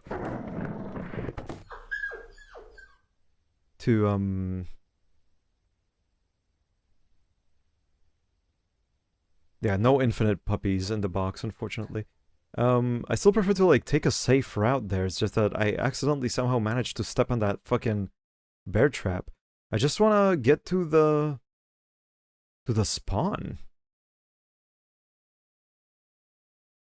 I don't know how I went...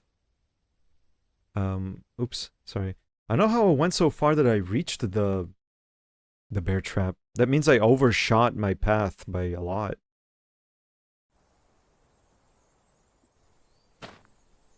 Oh, probably because I need to continue... Yeah, I need to go east from this point, I think. And this will eventually bring me to the dirt road, I believe.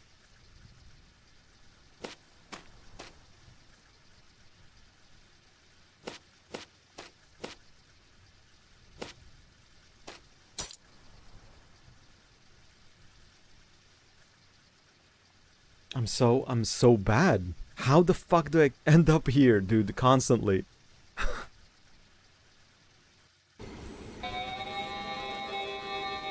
how do I manage to get here all the time?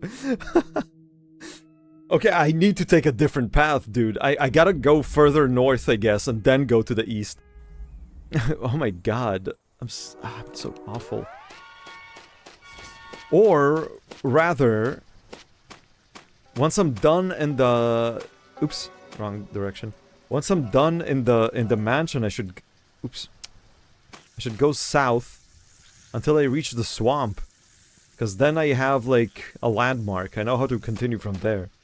As long as I end up getting to the road, then I know where to go from there. Or at least closer and not accidentally stepping on that bear trap, dude. Ah! Not front door. Goddammit. Window. Go in. Go to the second floor. Go left. Get the gloves. Go back down.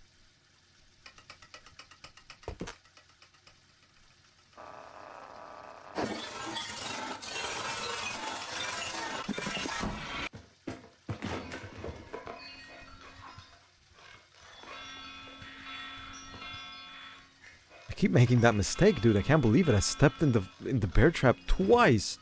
I wish there was a way to escape it, man. Oops, get out. Living room, dining table. Get that key. Go back. Living room. Foyer. North one. Upstairs. Right. Open door.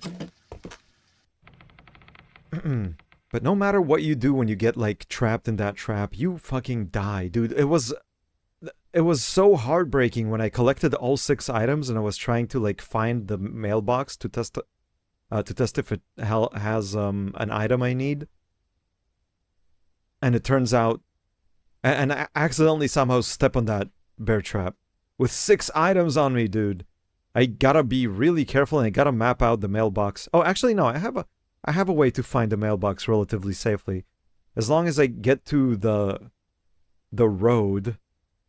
And it should be safe. If I find the spawn point and go down to the road and follow it east, I can make it to the mailbox without many, like, mistakes.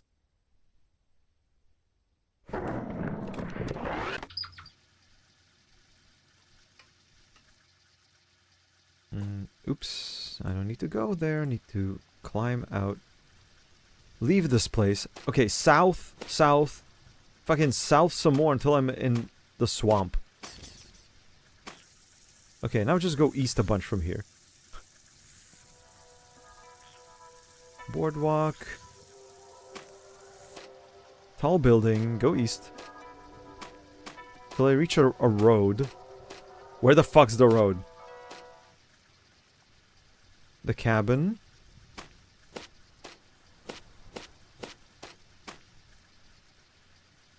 I'm afraid, dude. It says it smells like tree sap. I feel like I'm in the wrong place again.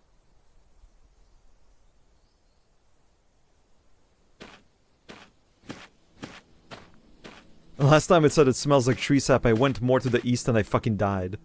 Ah, there we go. A tree with a gaping hole. I'm in the correct place. Okay, so now that I'm here, I need to go east and south of... no, go elsewhere.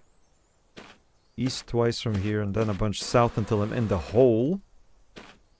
Thank God. Jump into it. Finally. I'm going to the goddamn circus.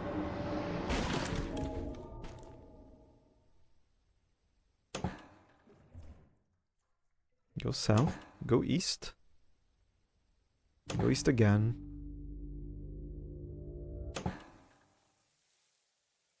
Go to the hole.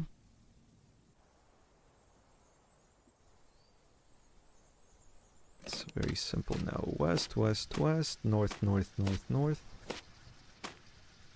East, east. Claw. No, no, no. Look elsewhere. One more east. Go to the claw machine. I smell it. Oh. A voice laughs from the claw machine. I smell it. Real, living, breathing content. Flesh and bones. You brought it to me? I hold up the puppy. It's looking all around at me and at the surroundings. It's shaking. It must be cold. No, I don't want to do this, man. It's fucked. I can give it to the claw. I hate it. I put the puppy on the ground. It waddles forward behind the glass. The claw moves over the prize chute. Then it shoots down. It reaches out of the door flap. Then zips back in. The dog is gone. And now? Your prize? Why don't you give it another try?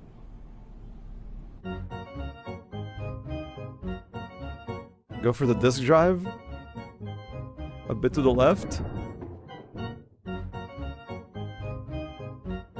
There's movement in the pile of plushies from deep underneath, rocking the disk drive around. I see bits of stray hair. I try to concentrate. The claw reaches down very slowly and gently takes the disk drive.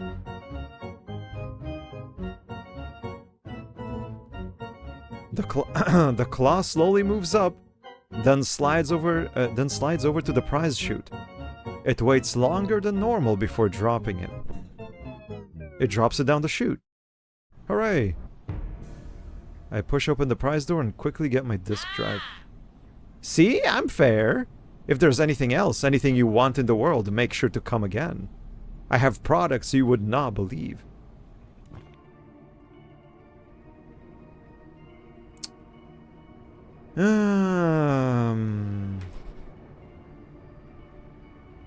I didn't like that. That's not quite what I wanted to achieve. I mean, it's awesome I got the disk drive, but at the cost of the puppy.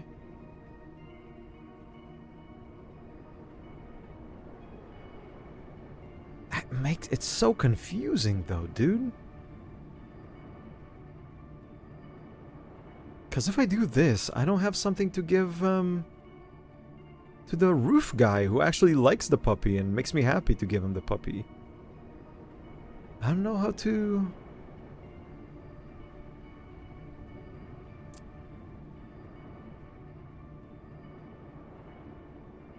The only other living creature is the dog from the paper house, but I have no idea where it goes, and I am rather perplexed about where else I should look for a living creature that I can provide to this goddamn claw machine. Keep the puppy for sanity. I wish. I don't need to keep it. I can give it to Roof Guy. He loves and appreciates it, so I'm quite happy with that, but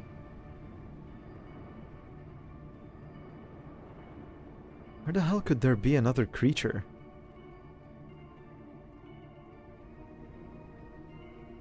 Trying to think. Like the guy with the pets, that's nothing.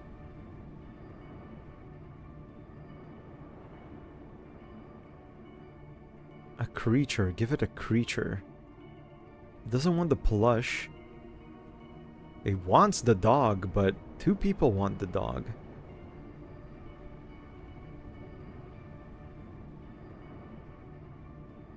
I can't get the... Like, maybe I can steal the fucking power unit from Humphrey without, like, actually doing the trade with him?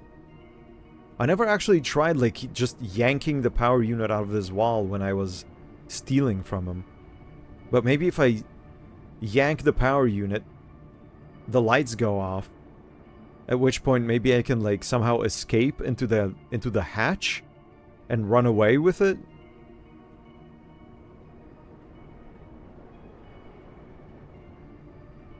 I've never tried it.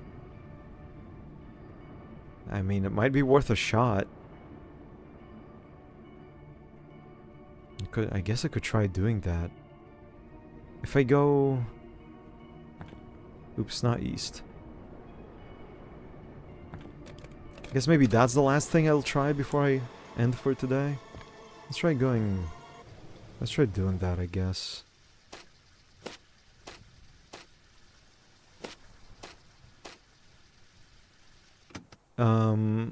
Crawl into the drum. Which way would be the closest?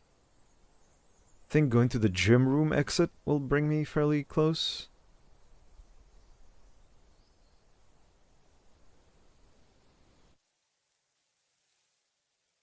Go west. Go west again. I think going north and then west? No. It's south, then west, then north? No. Then west again. North from here. There we go. From this room. Wait, no. West from here. From here... Go to the hole. Okay, now if I go south from here, I'll be around the... I'll be right next to the goddamn mansion. But that's okay, because it brings me to the swamp, or close enough to the swamp that I don't have to walk all that much. I know there's a swamp exit, but I really don't trust the swamp exit. It scares me. Okay, 8 steps to the left from the boardwalk and then 11 steps down, right? Yes. 1, 2, 3, 4, 5, 6, 7, 8. Yeah, and then 11 down. Just a bunch of south down. Go towards the light, keep going. Approach the cabin, but go around it. Look down, crawl underneath it. Here I think I need to go to the left, if I recall correctly. Yeah. It's a trap door. Press up on it. Go inside. Fat man is snoring on the couch. On a couch chair, a portable radio blaring on a stool, and an old television. Behind me by the wall there's a big bulky reflective power unit on the floor, plugged into a breaker box with a yellow cord. Now I remember when I did the trade with Humphrey, he straight up just picked it up and pulled on it like crazy. So what if I try doing the same thing? Go to the power unit. Pull the fucking power unit out. Pull harder. The whole cabin goes dark. Get up. Look for the trapdoor. Nah, dude, then hide. No, hiding? Hiding will kill me. Run to the window? I feel like both of these will kill me, dude.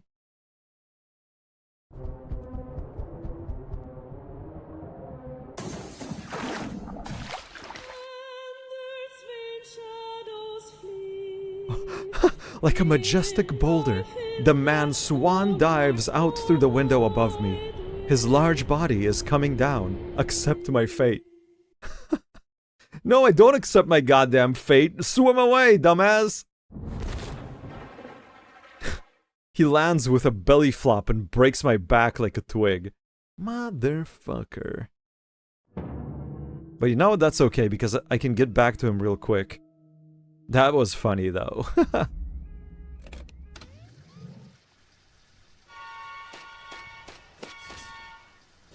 Santa? No, not quite. I wouldn't call him Santa.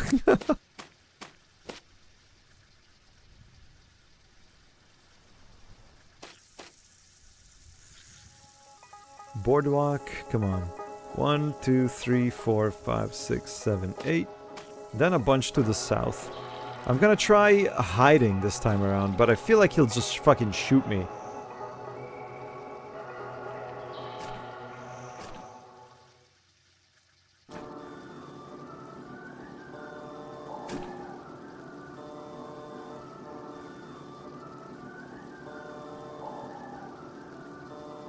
Wait, I know that if I fuck around with this... No, but he locks the door behind me. And everything goes dark as soon as I pull out the power unit. So like fucking around with his antenna, going in pretending to be a repairman, and then when he walks out the room because he's pissed at me, snagging that power unit will not quite work.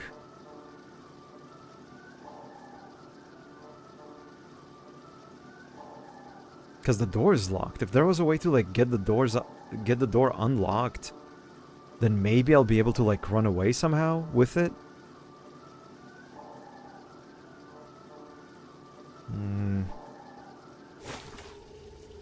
I'll try hiding. Maybe he'll like go looking for me and will give me an opportunity to like crawl around and maybe find the trapdoor.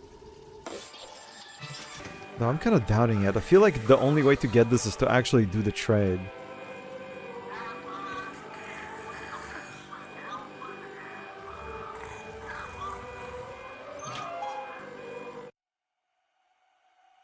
Oh. This did not happen last time. He lunges up and tases me. Yep, he got me.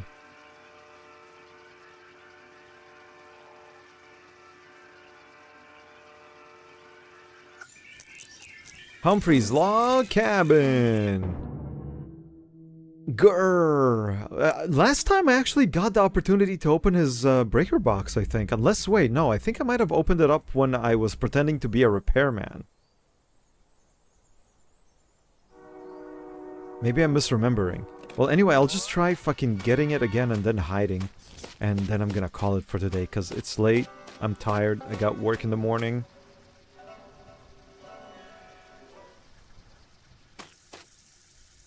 Progress has been made, but now I'm also kind of stumped. I'm closer than ever to actually finishing the game, I think, but... where the hell do I get another living creature? Or how can I get the power unit without actually making the trade?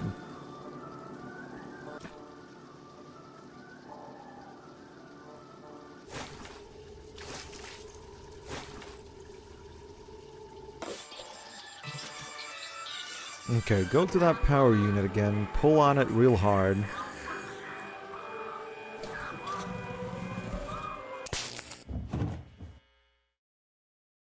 You get up immediately. And hide.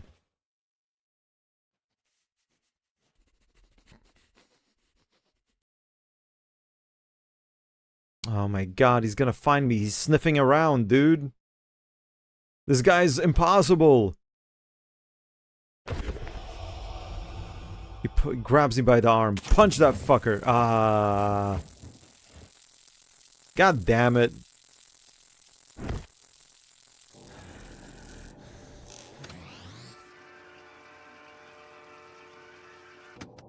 Doing that was a real big mistake. Humphrey's Log Cabin. Man. I'm confused.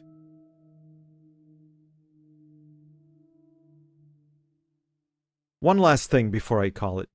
I'm gonna try fucking with his, with his antenna.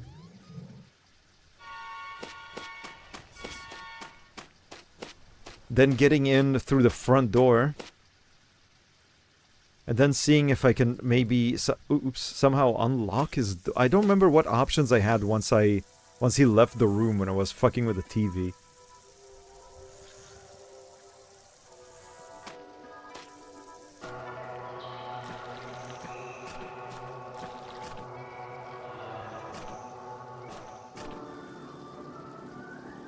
Approach the cabin, around the side,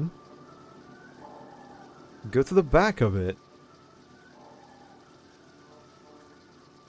Wait.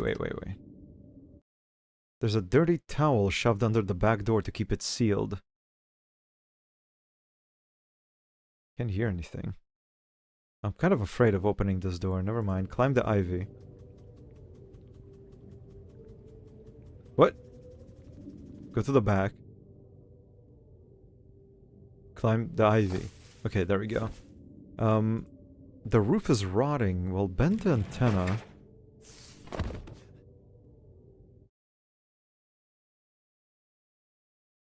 I've never tried opening the back door. I knew it.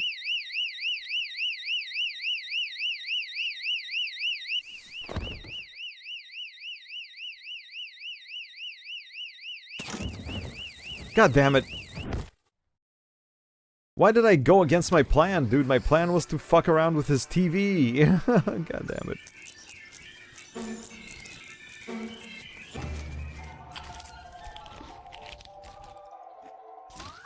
What? Those stings didn't happen before the tun, tun. I don't remember those. A different track or something? The alternate Humphrey soundtrack? Okay, one last attempt. Because I'm gonna fuck with his TV just to see what sort of options I get after doing that. Oh, why am I not speeding it up?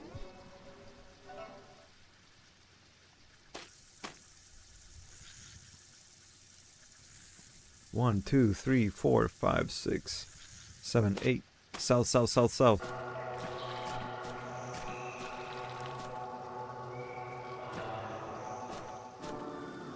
Okay, go around the cabin again. I had a feeling that, like, fucking around with his back door is not gonna be the right thing to do. Kinda makes sense.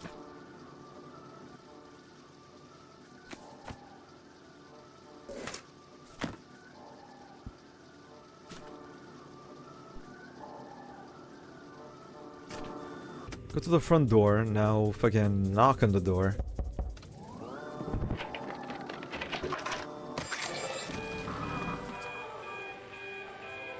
What? Look behind him. Look at the man. What? I said. I'm the cable repairman.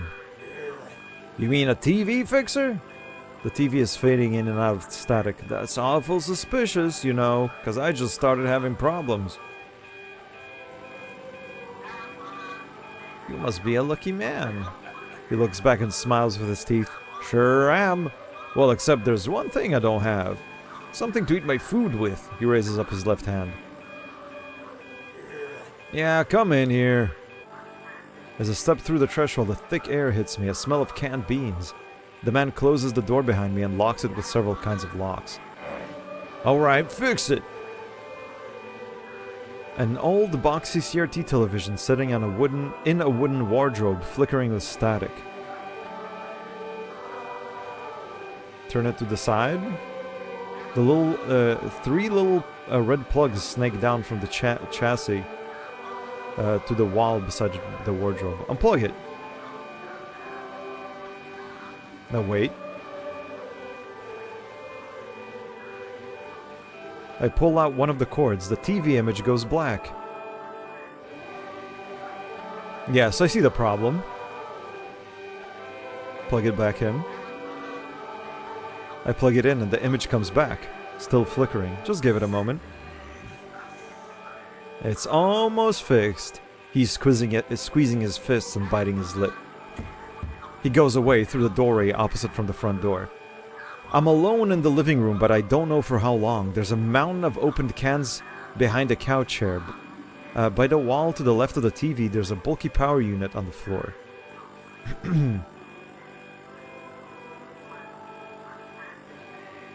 Open the breaker box, pick up the power unit, or keep working on the TV. I feel like if I pick up the power unit and try and get it, it will produce the same sort of result such that I get when I steal it by sneaking to his house, so that might not be it. Opening the breaker box, I don't see how that would help me. Like what, turning... like flipping the switches off? That will just make everything dark again. What if I keep working on his TV? Bang it on the side. Turn it off. Oh, he's cocking his fucking shotgun. Turn it back on. The man runs into the room with a shotgun in his left hand. He aims it directly at me. Keep pretending to work. Fix it! Work quickly. Fix it! Just give it time! Fix it!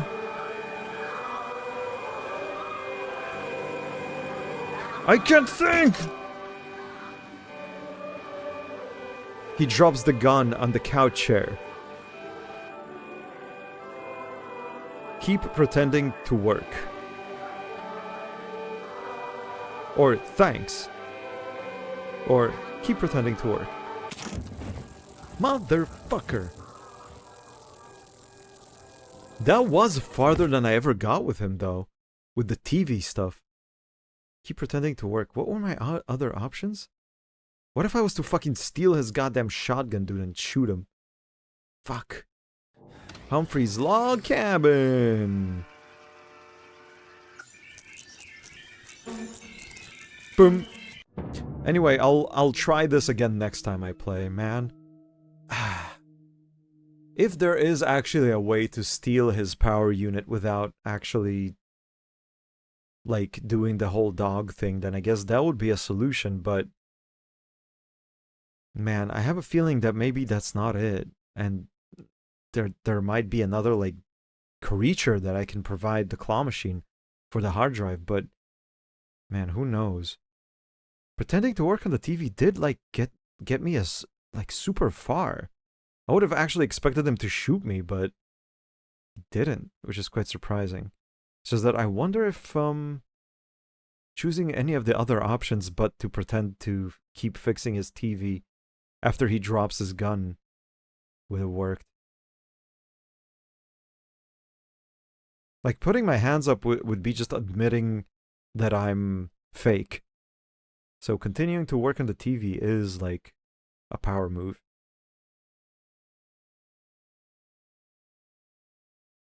I don't know. But I'm tired. It's time to stop.